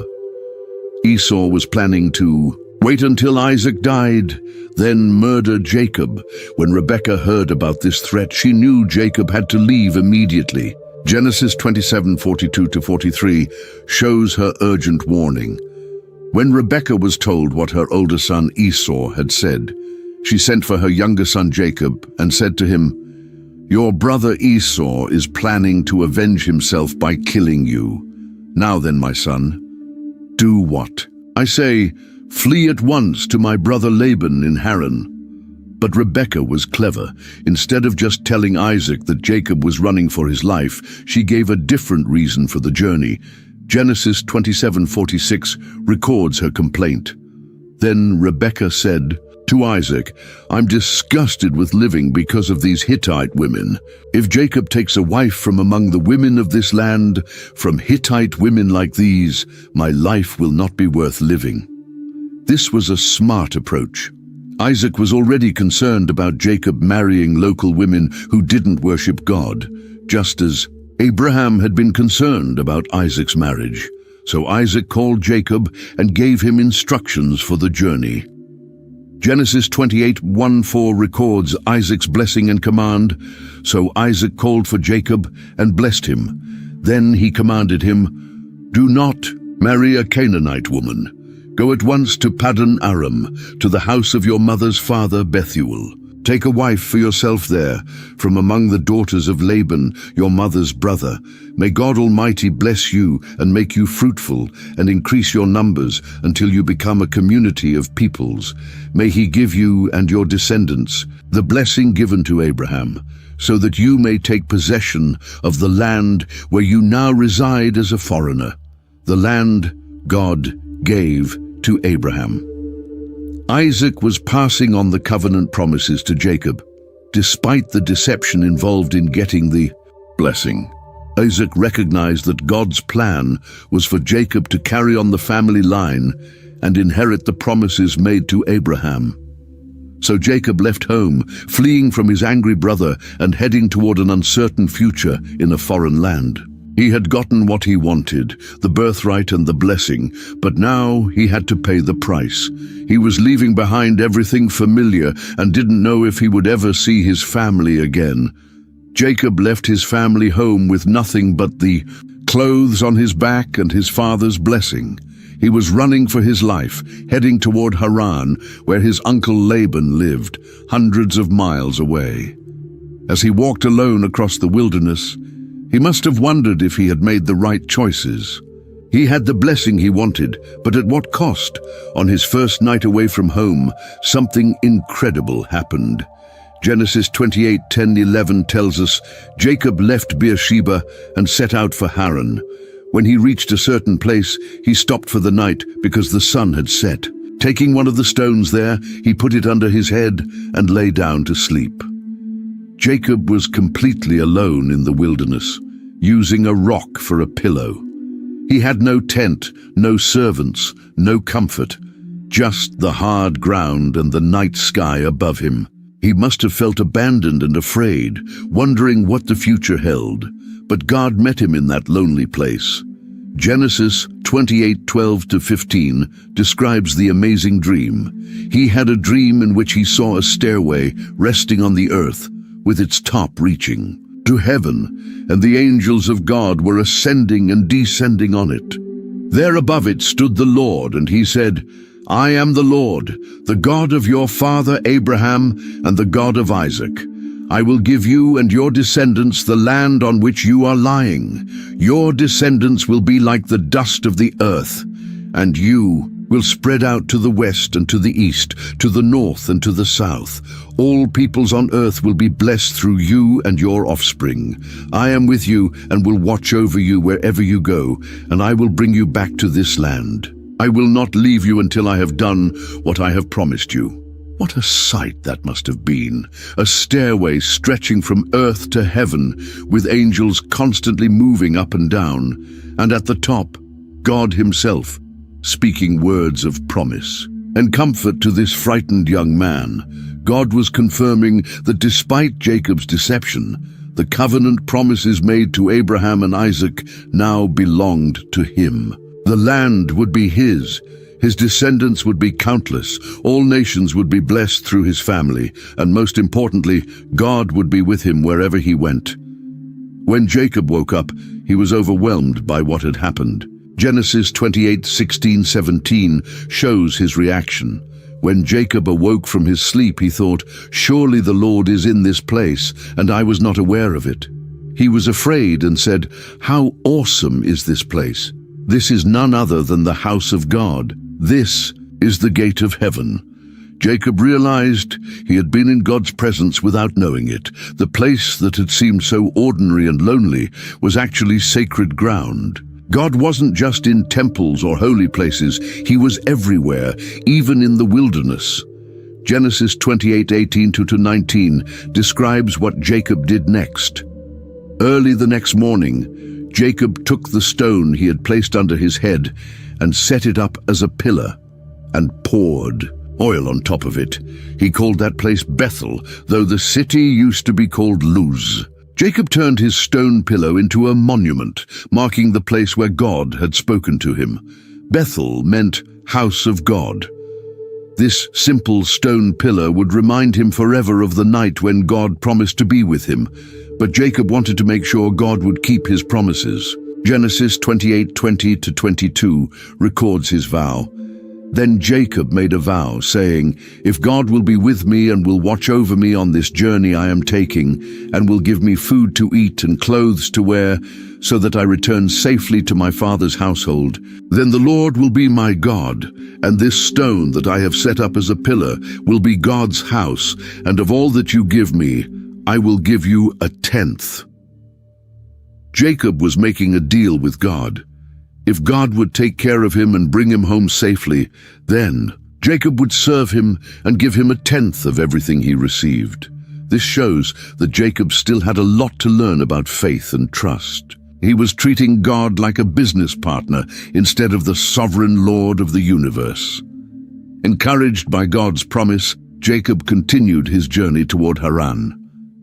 When he finally arrived in the region where his mother's family lived, he stopped at a well where shepherds watered their flocks. Genesis 29:2-3 describes the scene.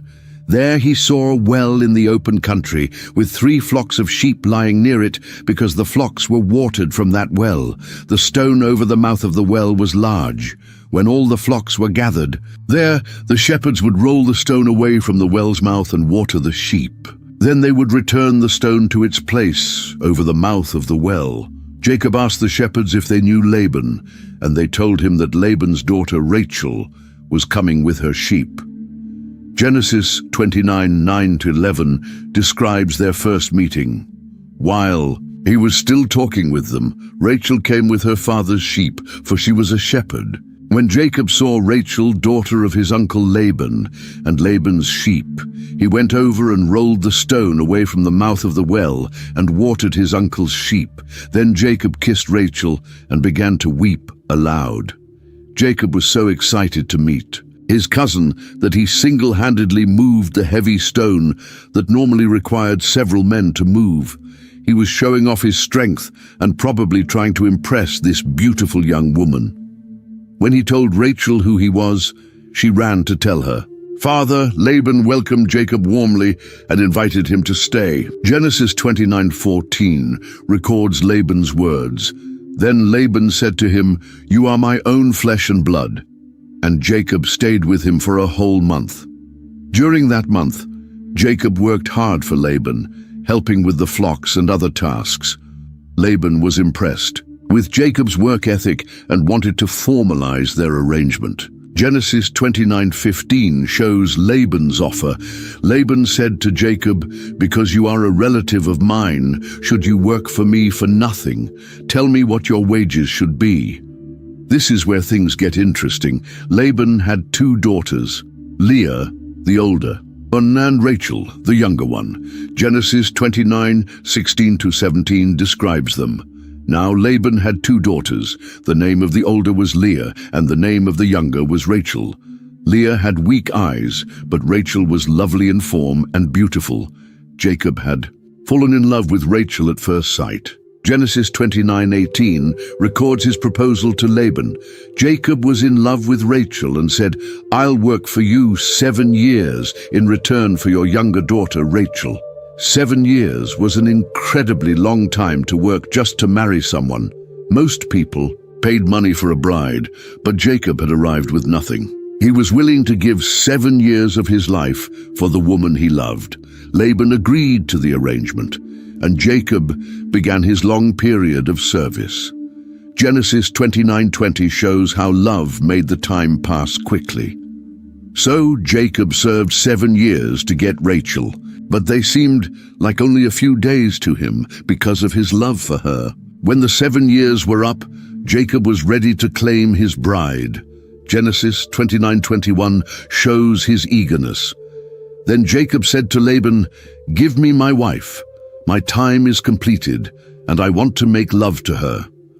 Laban prepared a wedding feast and invited everyone in the area to celebrate. But he had a trick planned that would change everything. On the wedding night, something terrible happened. Genesis 29, 23, 25 describes the deception. But when evening came, he took his daughter Leah and brought her to Jacob, and Jacob made love to her. And Laban gave his servant Zilpah to his daughter as her attendant. When morning came, there was Leah. So Jacob said to Laban, "What is this you have done to me? I served you for Rachel, didn't I? Why have you deceived me?" Jacob had been tricked. In the darkness and confusion of the wedding night, Laban had substituted Leah for Rachel. Jacob, who had deceived his own father to steal his brother's blessing, now found himself the victim of deception. Laban's excuse reveals the local custom. Genesis 29:26 records his explanation. Laban replied, "It is not our custom here to give the younger daughter in marriage before the older one." This was probably true, but Laban should have mentioned this important detail 7 years earlier when Jacob asked for Rachel. Instead, he had let Jacob work for 7 years under false pretenses, but Laban had a solution that would benefit him even more. Genesis 29:27-28 shows his proposal. "Finish this daughter's bridal week, then we will give you the younger one also, in return for another 7 years of work." So Jacob did so. He finished the week with Leah, and then Laban gave him his daughter Rachel to be his wife. Jacob now had 2 wives, something that would create enormous problems for the rest of his life. He had to work another 7 years for Rachel, meaning he would spend 14 years total just to marry the woman he loved. The family dynamics were difficult from the beginning. Genesis 29:30-31 describes the situation. Jacob made love to Rachel also, and his love for Rachel was greater than his love for Leah, and he worked for Laban another 7 years. When the Lord saw that Leah was not loved, he enabled her to conceive, but Rachel remained childless. Jacob clearly favored Rachel over Leah. Everyone could see that Leah was unloved and unwanted. But God saw Leah's pain and gave her something her sister didn't have: children. Leah's first 4 sons came quickly, and each birth reflected her desperate hope that her husband would finally love her. Genesis 29:32-35 records their births. Leah became pregnant and gave birth to a son.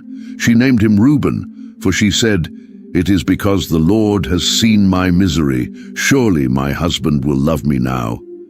She conceived again, and when she gave birth to a son, she said, "Because the Lord heard that I am not loved, he gave me this one too." So she named him Simeon. Again she conceived, and when she gave birth to a son, she said, "Now at last my husband will become attached to me, because I have borne him 3 sons." So he was named Levi. She conceived again, and when she gave birth to a son, she said, "This time I will praise the Lord." So she named him Judah. Then she stopped having children. Each name told the story of Leah's heartbreak. Reuben meant, "see a son." Surely Jacob would love her now that she had given him a son. Simeon meant, "one who hears." God had heard that she was unloved. Levi meant attached. Now Jacob would be attached to her. Finally, with Judah, whose name meant praise, Leah seemed to find some peace by focusing on praising God instead of trying to win her husband's love. Meanwhile, Rachel remained barren, and her jealousy grew unbearable. Genesis 31 shows her desperation. When Rachel saw that she was not bearing Jacob any children, she became jealous of her sister. So she said to Jacob, "Give me children, or I'll die." Rachel's demand made Jacob angry. Genesis 32 records his response. Jacob became angry with her and said, "Am I in the place of God, who has kept you from having children?" Unable to have children herself, Rachel decided to follow the same plan that Sarah had used with Hagar. Genesis 33-4 describes her solution. Then she said, "Here is Bilhah, my servant. Sleep with her so that she can bear children for me, and I too can build a family through her." So she gave him her servant Bilhah as a wife. Jacob slept with her. Bilhah became pregnant and gave birth to 2 sons. Genesis 35-8 tells us, Bilhah conceived and bore Jacob a son. Then Rachel said, God has vindicated me. He has listened to my plea and given me a son. Because of this, she named him Dan. Rachel's servant Bilhah conceived again and bore Jacob a second son. Then Rachel said, I have had a great struggle with my sister, and I have won. So she named him Naphtali. Dan meant judge or vindicate. Rachel felt God had judged in her favor. Naphtali meant struggle. Rachel felt she was finally winning her competition with Leah, but Leah wasn't about to be outdone. When she saw that she had stopped having children, she decided to use her servant too. Genesis 30:9-11 describes her response. When Leah saw that she had stopped having children, she took her servant Zilpah and gave her to Jacob as a wife. Leah's servant Zilpah bore Jacob a son. Then Leah said, What good fortune! So she named him Gad. Zilpah also had a second son. Genesis 30:12-13 tells us, Leah's servant Zilpah bore Jacob a second son. Then Leah said, How happy I am! The women will call me happy. So she named him Asher. Gad meant good fortune, and Asher meant happy. Leah was trying to present herself as blessed and joyful, even though she was still unloved. The rivalry between the sisters reached a bizarre climax over some mandrakes, plants believed to help with fertility. Genesis 30:14-16 describes the incident. During wheat harvest, Reuben went out into the fields and found some mandrake plants, which he brought to his mother Leah. Rachel said to Leah, Please give me some of your son's mandrakes. But she said to her, Wasn't it enough that you took away my husband? Will you take my son's mandrakes too? Very well, Rachel said. He can sleep with you tonight in return for your son's mandrakes. The sisters were literally bargaining over who would get to sleep with their shared husband. This shows how dysfunctional their family had become because of polygamy and favoritism. That night, Leah conceived again and had 2 more sons and a daughter. Genesis 30:17-21 records these births. God listened to Leah, and she became pregnant and bore Jacob a 5th son. Then Leah said, God has rewarded me for giving my servant to my husband. So she named him Issachar. Leah conceived again and bore Jacob a 6th son. Then Leah said, God has presented me with a precious gift. This time my husband will treat me with honor, because I have borne him 6 sons. So she named him Zebulun. Sometime later she gave birth to a daughter and named her Dinah. Issachar meant reward, and Zebulun meant honor. Even after all this time, Leah was still hoping Jacob would finally honor and respect her. Finally, God remembered Rachel's longing for children. Genesis 30:22-24 describes the answered prayer. Then God remembered Rachel. He listened to her and enabled her to conceive. She became pregnant and gave birth to a son and said, God has taken away my disgrace. She named him Joseph, saying, May the Lord add to me another son. Joseph meant, May he add. Rachel was so happy to finally have a son, but she immediately wanted another one. This son, born to Jacob's beloved wife, would become his favorite child, setting up more family conflict in the future. Jacob now had 11 sons and 1 daughter from 4 different women. The 12 sons would eventually become the 12 tribes of Israel, but their births were marked by jealousy, competition, and family dysfunction. After Joseph was born, Jacob began thinking about returning home. He had fulfilled his obligation to Laban and wanted to take his large family back to the land God had promised him. Genesis 30:25-26 shows his request. After Rachel gave birth to Joseph, Jacob said to Laban, Send me on my way, so I can go back to my own homeland. Give me my wives and children, for whom I have served you, and I will be on my way. You know how much work I've done for you.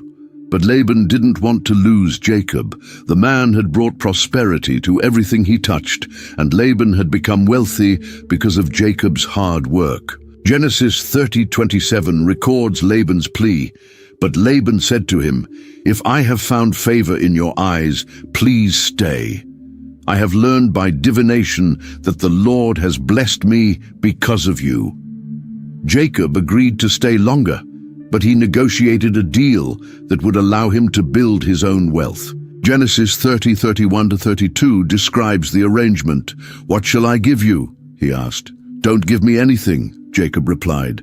"But if you will do this one thing for me, I will go on tending your flocks. Let me go through all your flocks today and remove from them every speckled or spotted sheep, every dark-colored lamb, and every spotted or speckled goat. They will be my wages." This seemed like a good deal for Laban, since most animals were solid-colored, but Jacob had a plan. Using his knowledge of animal breeding, he managed to produce many speckled and spotted animals. Genesis 30:43 tells us the result.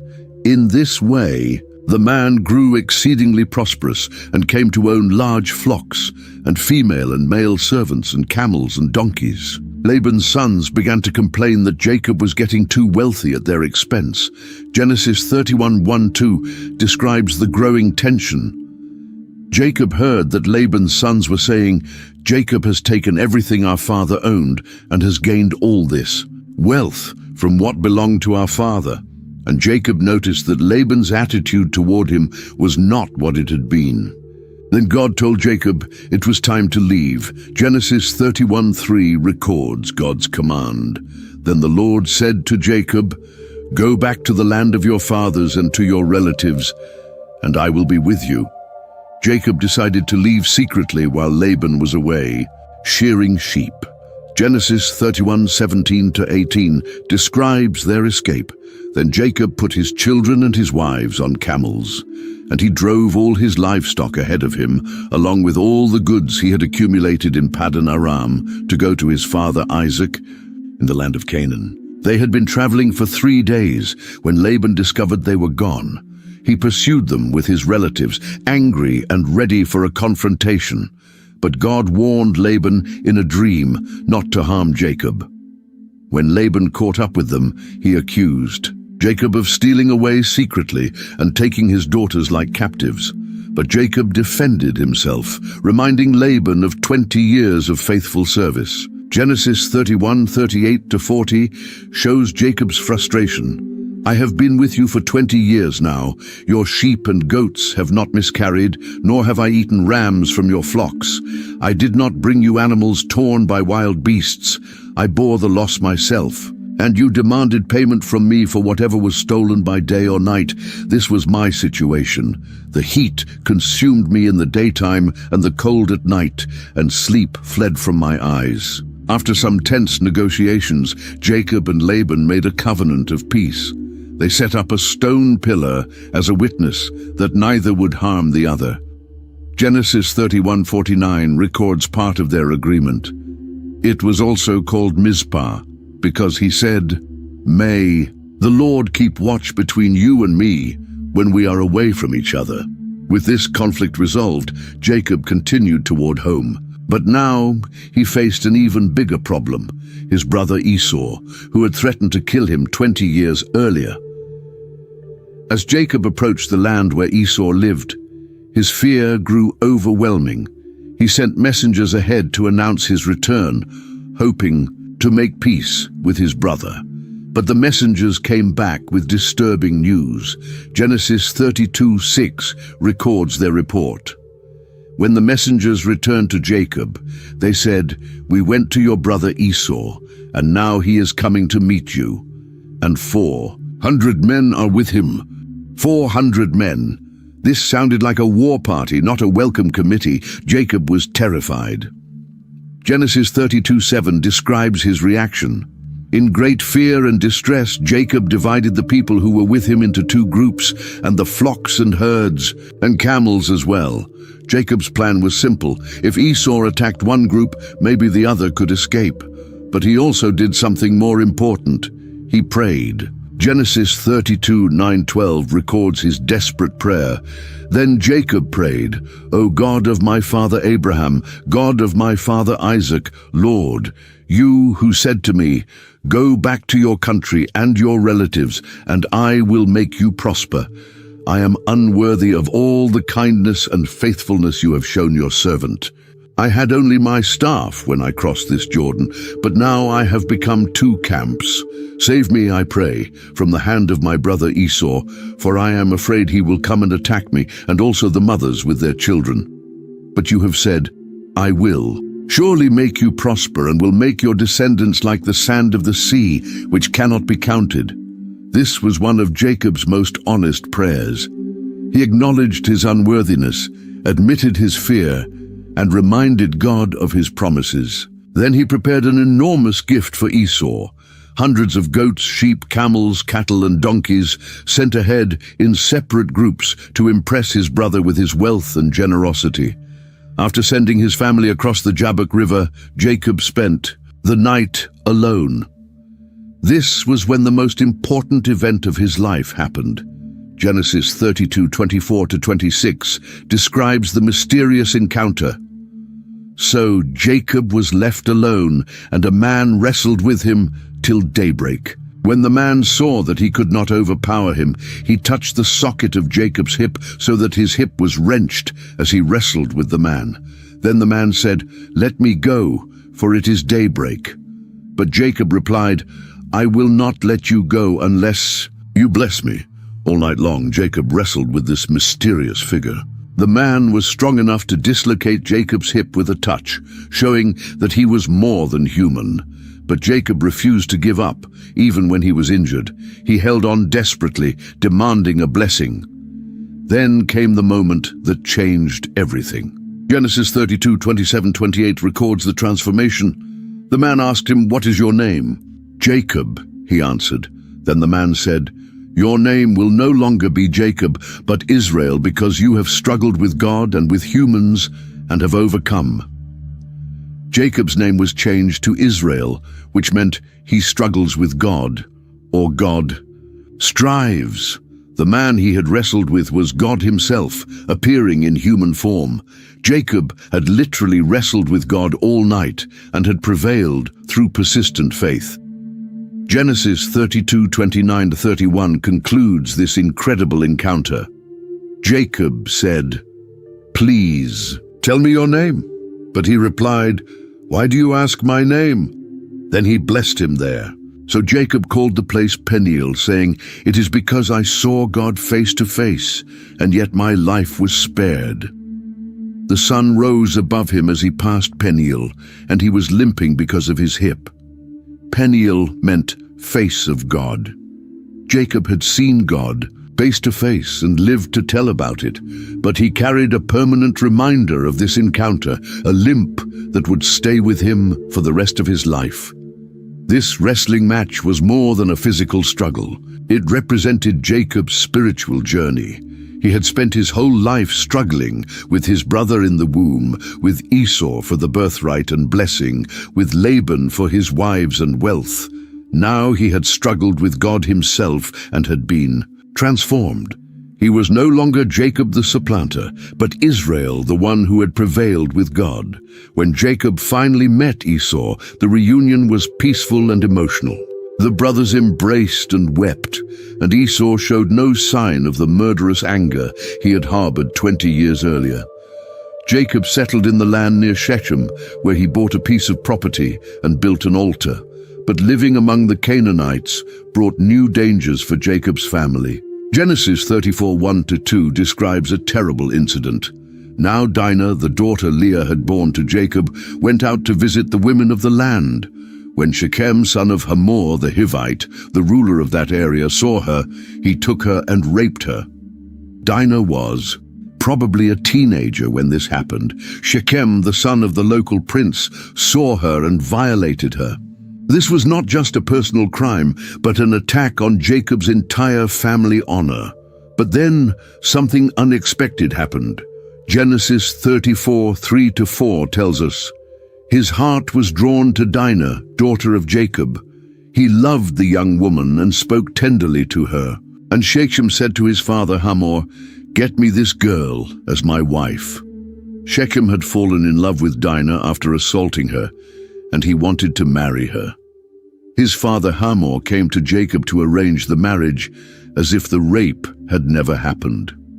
When Jacob's sons heard what had happened to their sister, they were furious. Genesis 34:7 describes their anger.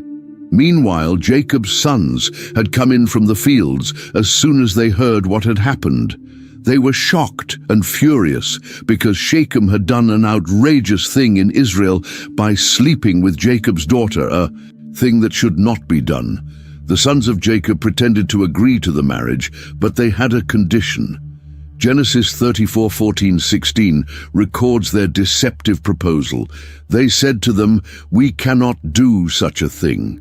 We cannot give our sister to a man who is not circumcised. That would be a disgrace to us. We will enter into an agreement with you on one condition only, that you become like us by circumcising all your males. Then we will give you our daughters, and take your daughters for ourselves. We'll settle among you and become one people with you." Hamor and Shechem agreed to this condition. They convinced all the men of their city to be circumcised, promising that it would lead to profitable relationships with Jacob's wealthy family. But Jacob's sons had no intention of keeping their agreement. Genesis 34:25-26 describes their brutal revenge. 3 days later, while all of them were still in pain, 2 of Jacob's sons, Simeon and Levi, Dinah's brothers, took their swords and attacked the unsuspecting city, killing every male. They put Hamor and his son Shechem to the sword and took Dinah from Shechem's house and left. While the men were recovering from circumcision and unable to defend themselves, Simeon and Levi slaughtered them all. Then the other brothers joined in looting the city and taking all the women and children as captives. Jacob was horrified by his sons' actions. Genesis 34:30 shows his fear. Then Jacob said to Simeon and Levi, "You have brought trouble on me by making me obnoxious to the Canaanites and Perizzites, the people living in this land. We are few in number, and if they join forces against me and attack me, I and my household will be destroyed." Jacob was worried about retaliation from the other Canaanite tribes. His sons had made enemies of everyone in the region. But Simeon and Levi were unrepentant. Genesis 34:31 records their defiant response. But they replied, "Should he have treated our sister like a prostitute?" This incident showed the ongoing problems in Jacob's family.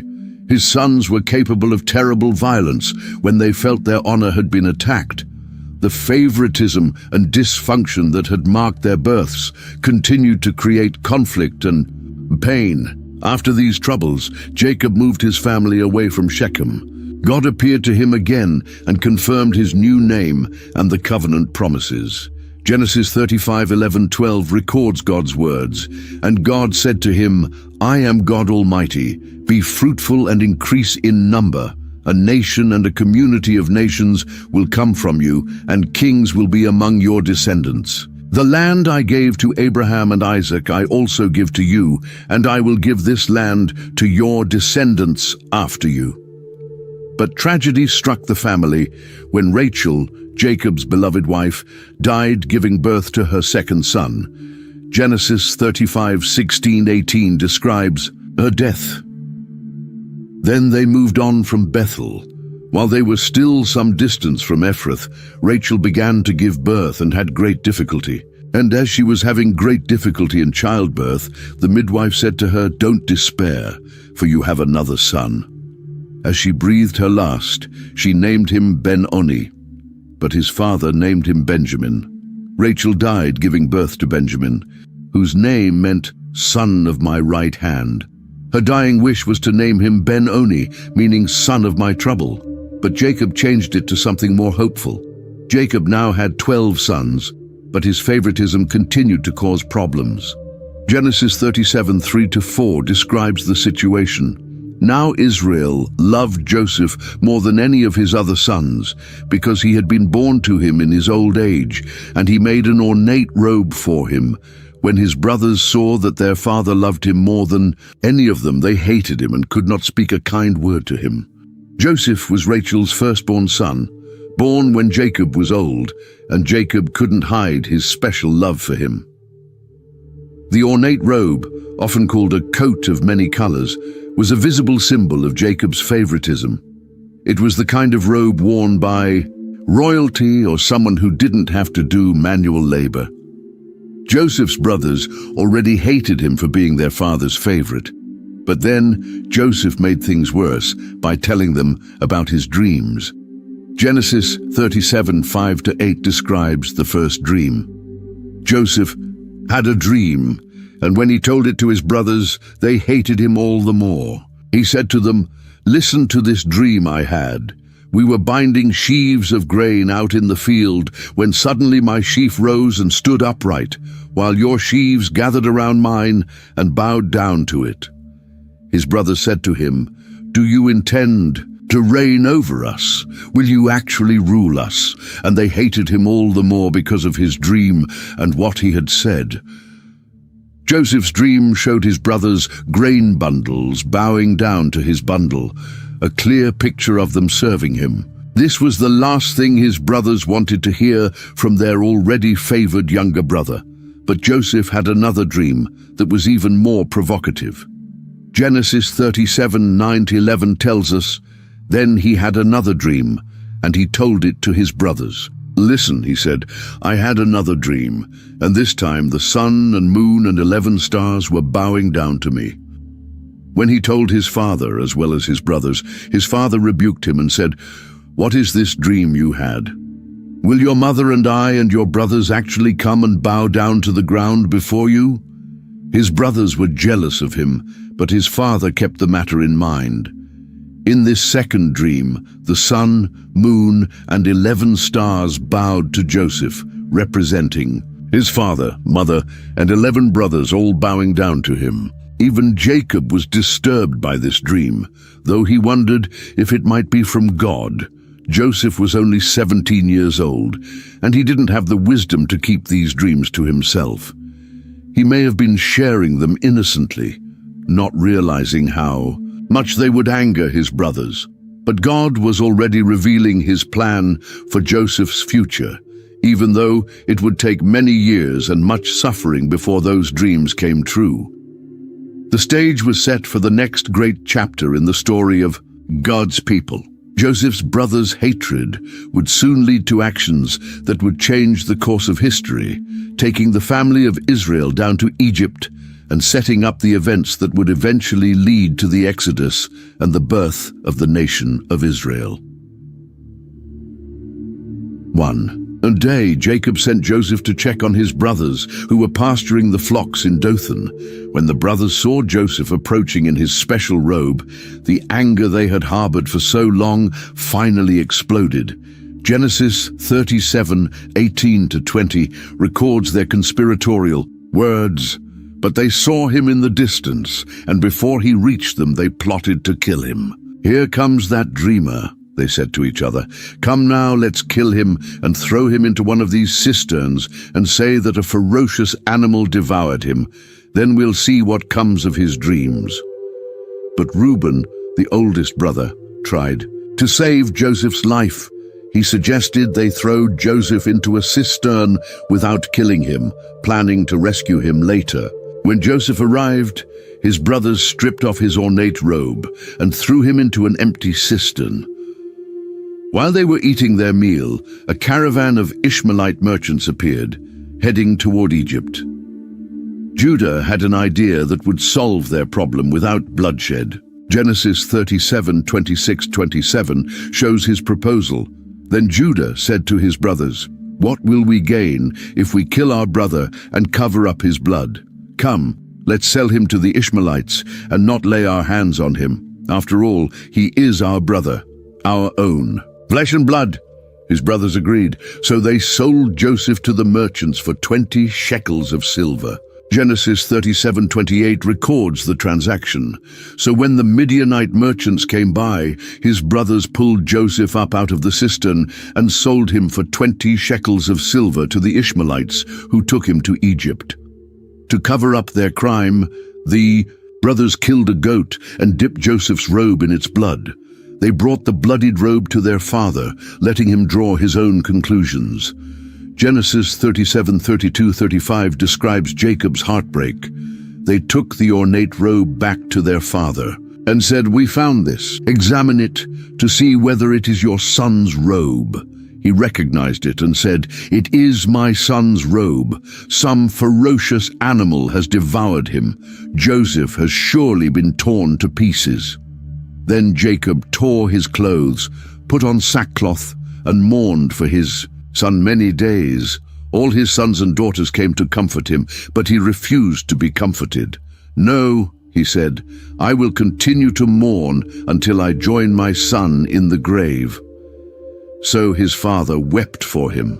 Meanwhile, Joseph was being taken to Egypt as a slave, sold to Potiphar, an officer of Pharaoh and captain of the guard. Everything had changed in a single day, from favored son to foreign slave. Despite being a slave in a foreign land, Joseph didn't give up hope. Genesis 39:2-4 tells us about God's blessing on his life. The Lord was with Joseph so that he prospered, and he lived in the house of his Egyptian master.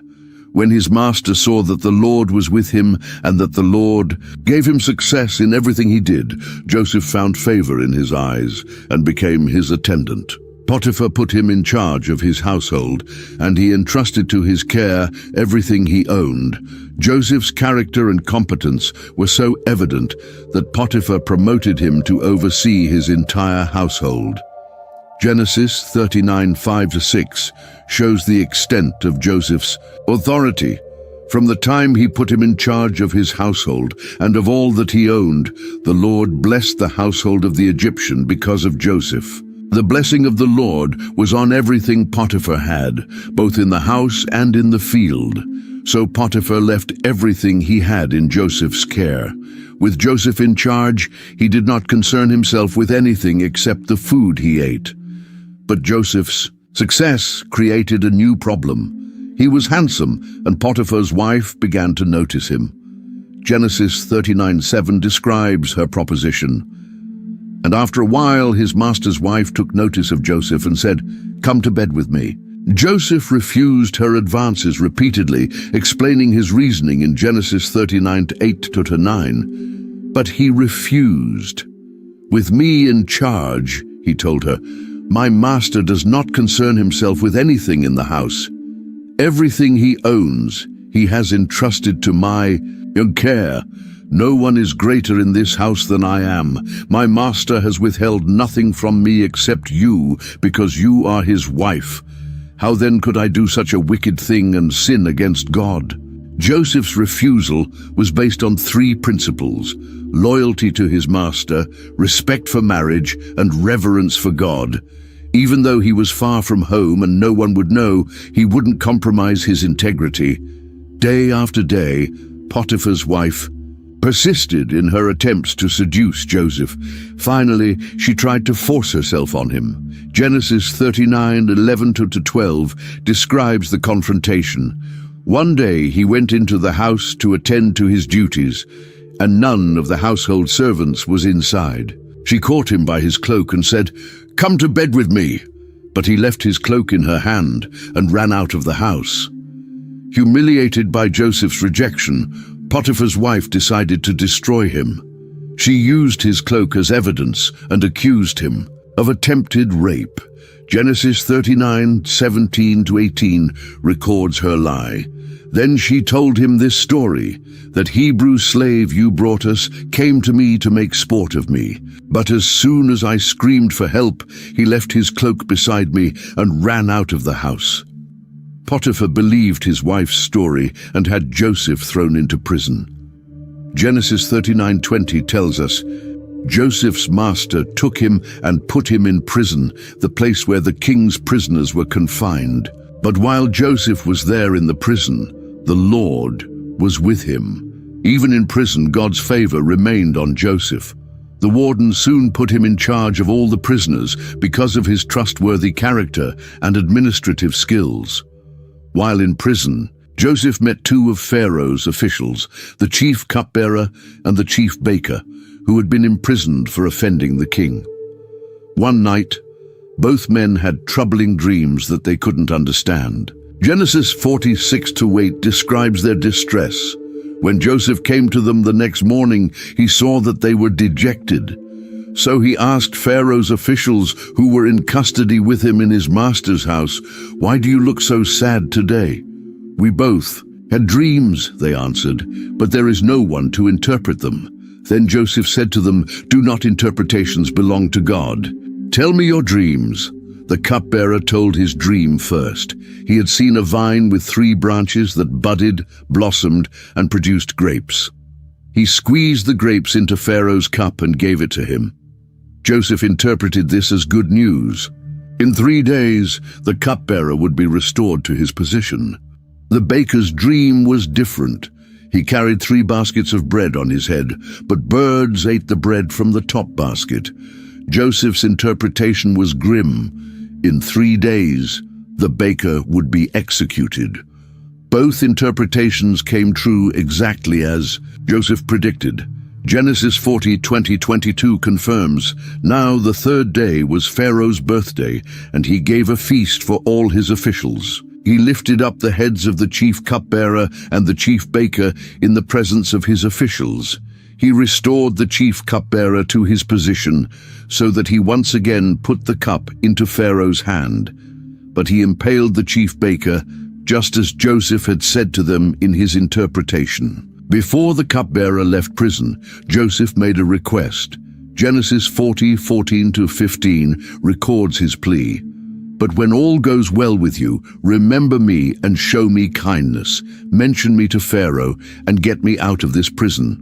I was forcibly carried off from the land of the Hebrews, and even here I have done nothing to deserve being put in a dungeon." But Genesis 40:23 tells us the disappointing result. The chief cupbearer, however, did not remember Joseph. He forgot him. Joseph remained in prison for 2 more years, forgotten by the man whose life he had saved through interpretation. 2 years later, Pharaoh himself had troubling dreams that none of his wise men could interpret. In his first dream, 7 fat cows were devoured by 7 lean cows. In his second dream, 7 healthy heads of grain were swallowed by 7 thin heads of grain. Finally, the cupbearer remembered Joseph. Genesis 41:9-13 shows his testimony to Pharaoh. Then the chief cupbearer said to Pharaoh, "Today I am reminded of my shortcomings. Pharaoh was once angry with his servants, and he imprisoned me and the chief baker in the house of the captain of the guard. Each of us had a dream the same night, and each dream had a meaning of its own. Now a young Hebrew was there with us, a servant of the captain of the guard. We told him our dreams, and he interpreted them for us, giving each man the interpretation of his dream, and things turned out exactly as he interpreted them to us." Pharaoh immediately summoned Joseph from prison. After quickly shaving and changing clothes, Joseph stood before the most powerful man in Egypt. Genesis 41:15-16 records their conversation. Pharaoh said to Joseph, "I had a dream, and no one can interpret it. But I have heard it said of you that when you hear a dream, you can interpret it." "I cannot do it," Joseph replied to Pharaoh, "but God will give Pharaoh the answer he desires." Even in this moment of opportunity, Joseph gave credit to God rather than claiming the ability for himself. After hearing both dreams, Joseph provided the interpretation.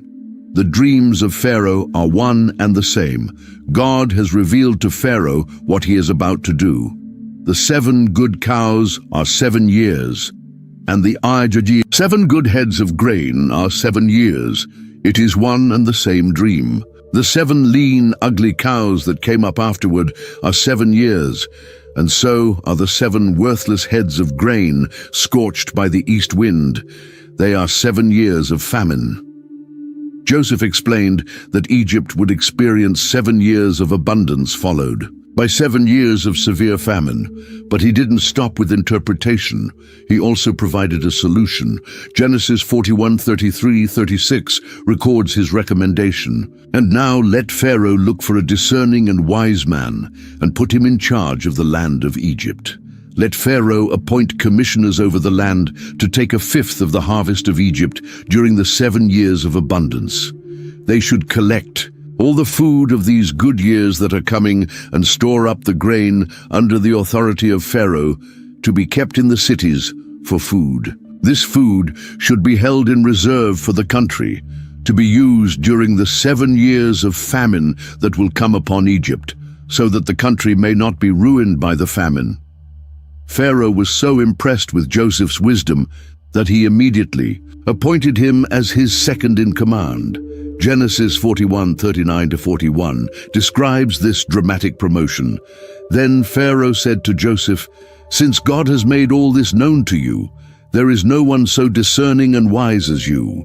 You shall be in charge of my palace, and all my people are to submit to your orders. Only with respect to the throne will I be greater than you."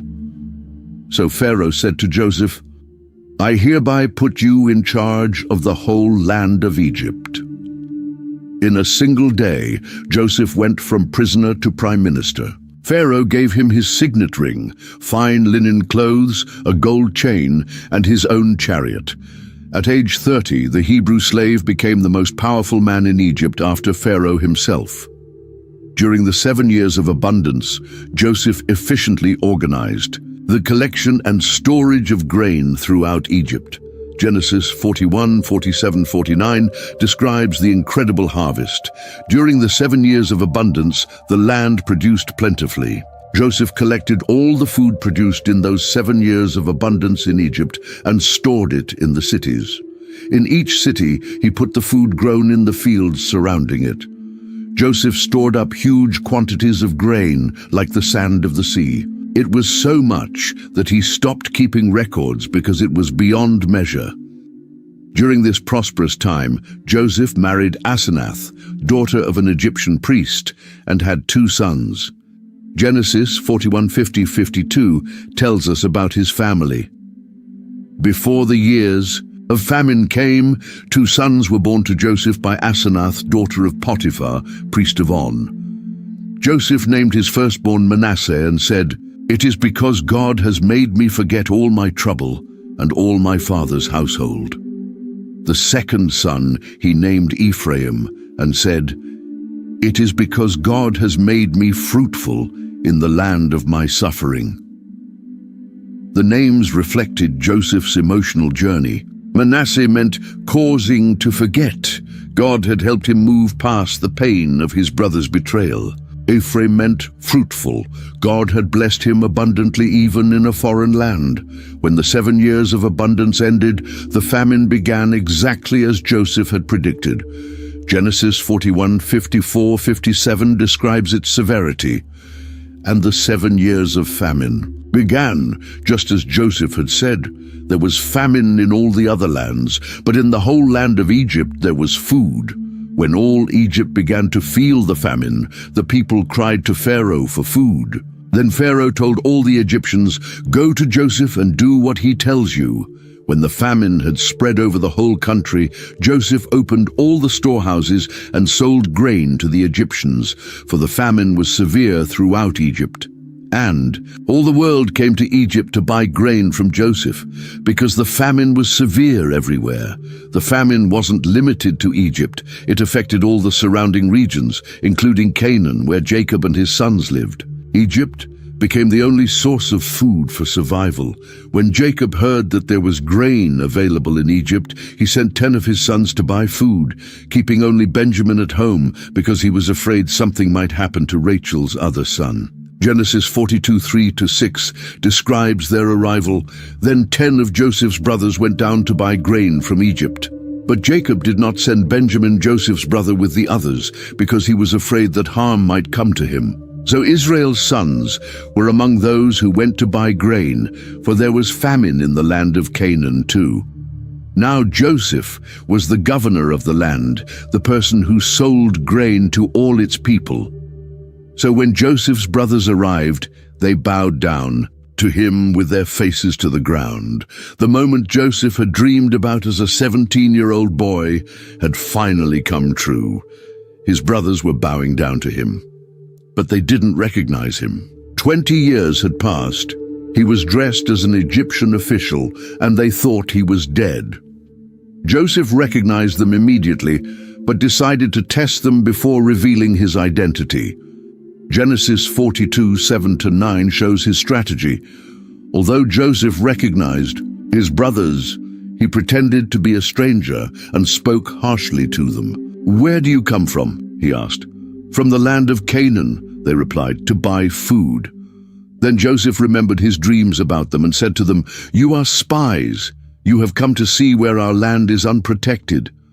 Joseph accused them of being spies and demanded proof of their story.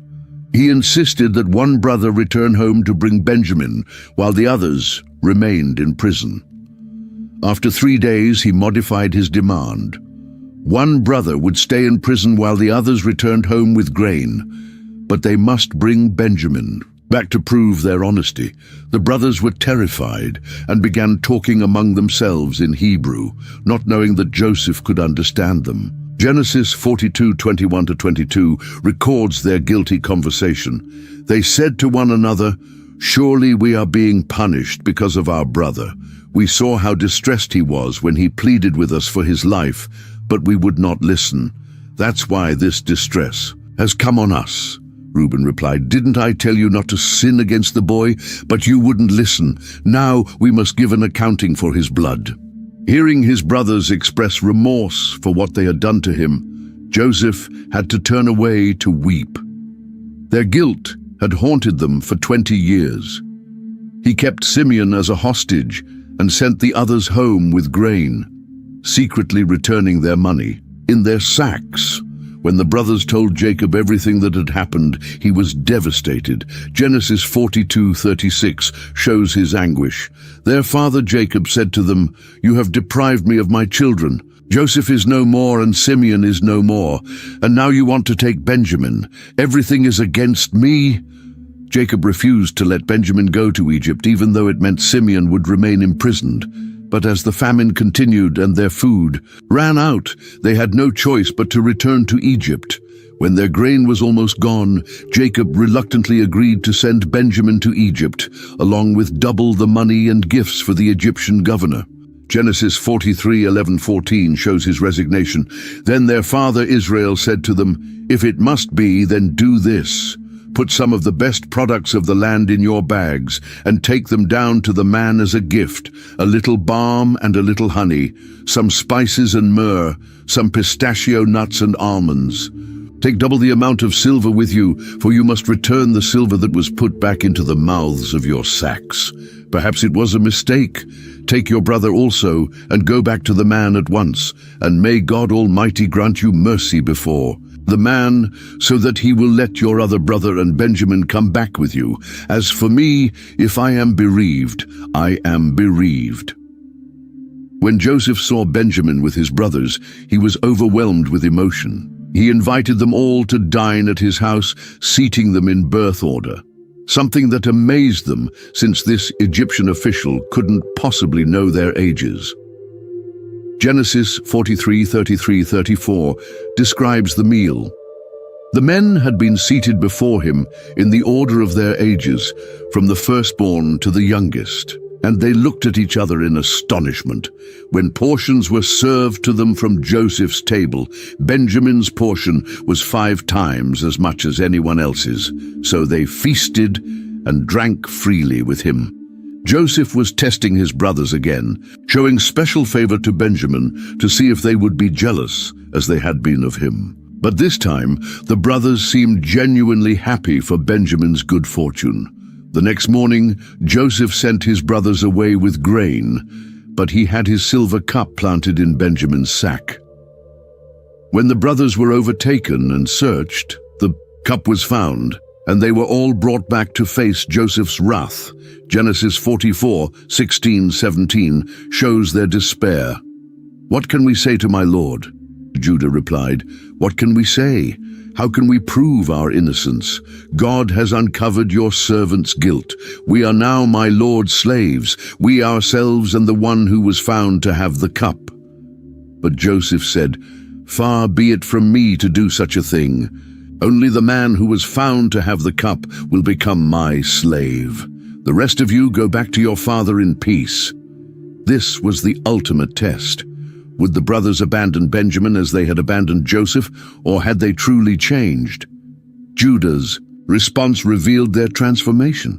Genesis 44:18, 33-34 records his passionate plea. Then Judah went up to him and said, "Pardon your servant, my lord. Let me speak a word to my lord. Do not be angry with your servant, though you are equal to Pharaoh himself. Now then, please, let your servant remain here as my lord's slave in place of the boy, and let the boy return with his brothers. How can I go back to my father if the boy is not with me? No, do not let me see the misery that would come on my father." Judah, who had once suggested selling Joseph, was now willing to become a slave himself to save Benjamin and spare their father's grief. The brothers had truly changed. Unable to contain himself any longer, Joseph dismissed all his attendants and revealed his identity. Genesis 45:3-4 describes the dramatic moment. Joseph said to his brothers, "I am Joseph. Is my father still living?" But his brothers were not able to answer him because they were terrified at his presence. Then Joseph said to his brothers, "Come close to me." When they had done so, he said, "I am your brother Joseph, the one you sold into Egypt." The brothers were shocked and terrified, but Joseph quickly reassured them. Genesis 45:5-8 shows his perspective on their past actions. "And now, do not be distressed, and do not be angry with yourselves for selling me here, because it was to save lives that God sent me ahead of you. For 2 years now, there has been famine in the land, and for the next 5 years there will be no plowing and reaping. But God sent me ahead of you to preserve for you a remnant on earth and to save your lives by a great deliverance. So then, it was not you who sent me here, but God. He made me father to Pharaoh, lord of his entire household and ruler of all Egypt." Joseph saw God's hand in everything that had happened. What his brothers meant for evil, God had used for good to save many lives during the famine. Joseph told his brothers to bring their father and all their families to Egypt, where they could survive the remaining years of famine. When Jacob heard that Joseph was alive and ruling in Egypt, Genesis 45:26-28 describes his reaction. They told him, "Joseph is still alive. In fact, he is ruler of all Egypt." Jacob was stunned. He did not believe them. But when they told him everything Joseph had said to them, and when he saw the carts Joseph had sent to carry him back, the spirit of their father Jacob revived. And Israel said, "I'm convinced. My son Joseph is still alive. I will go and see him before I die." God appeared to Jacob in a vision at Beersheba, encouraging him to go to Egypt. Genesis 46:3-4 records God's promise, "I am God, the God of your father," he said. "Do not be afraid to go down to Egypt, for I will make you into a great nation there. I will go down to Egypt with you, and I will surely bring you back again. And Joseph's own hand will close your eyes." Genesis 46:27 tells us the total number who went to Egypt. With the 2 sons who had been born to Joseph in Egypt, the members of Jacob's family which went to Egypt were 70 in all. The reunion between Jacob and Joseph was emotional beyond words. Genesis 46:29-30 describes the moment. Joseph had his chariot made ready and went to Goshen to meet his father Israel. As soon as Joseph appeared before him, he threw his arms around his father and wept for a long time. Israel said to Joseph, "Now I am ready to die, since I have seen for myself that you are still alive." Pharaoh welcomed Jacob's family and gave them the best land in Egypt, the region of Goshen, where they could raise their flocks and herds. What had begun as a temporary refuge during famine would become a 430-year sojourn that would transform Jacob's family into the nation of Israel.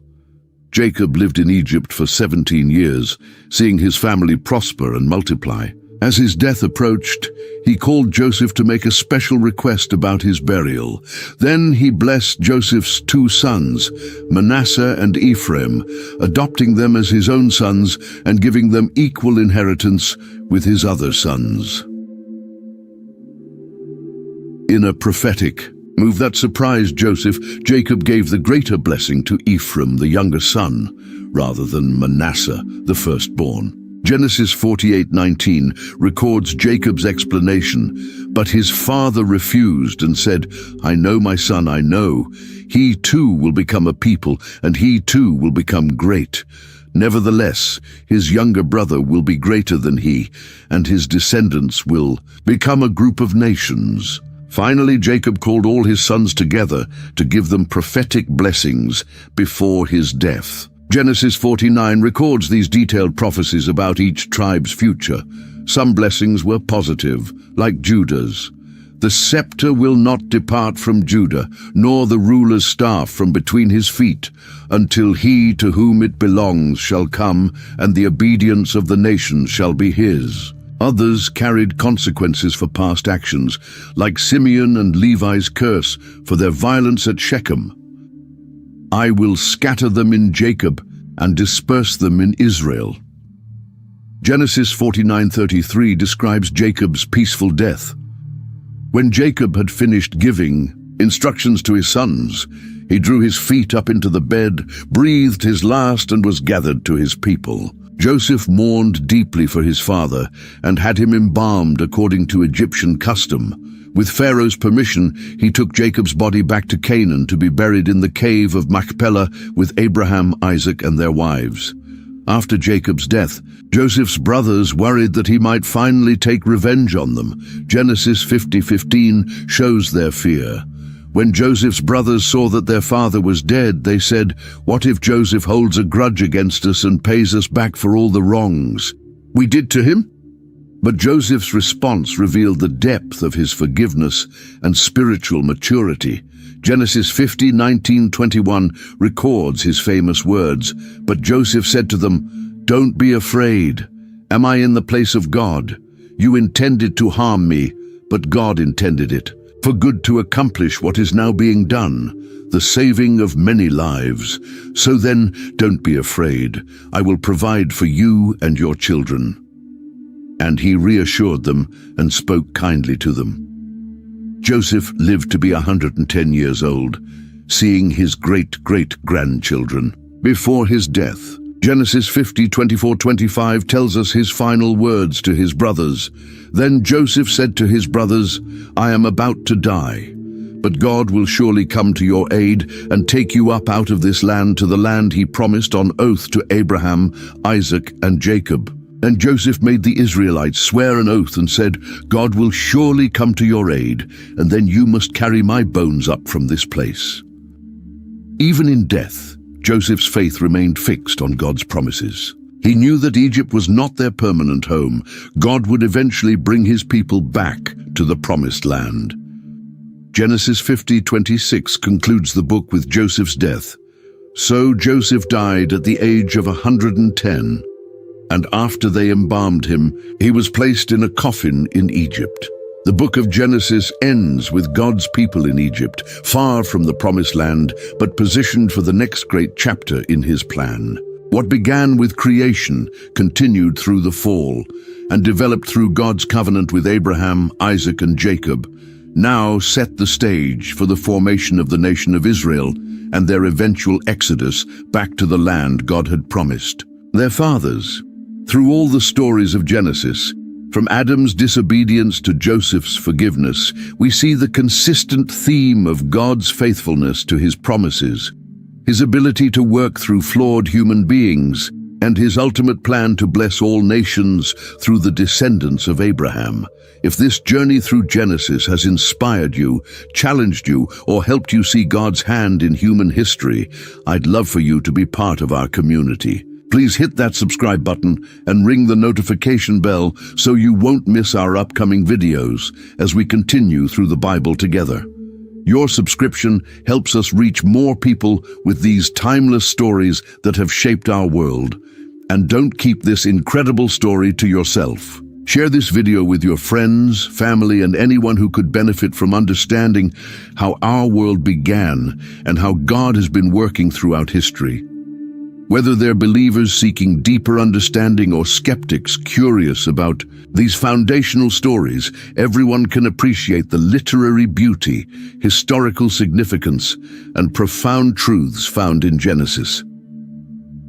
Leave a comment below and let me know, which story from Genesis impacted you the most?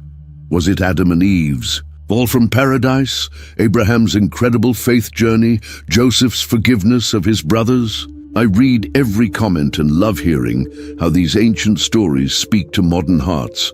Hit that like button if you found value in this comprehensive journey through Genesis, and share it on your social media to help others discover these amazing stories. Together, we can help more people understand the foundation of human history and God's eternal plan of redemption. Thank you for joining me on this remarkable adventure through the Book of Beginnings. Until next time, may you find hope in knowing that the same God who created the stars, called Abraham, wrestled with Jacob, and worked through Joseph's suffering is still at work in your life today. The story that began in Genesis continues in your heart and in your story. Subscribe, share, and I'll see you in the next video.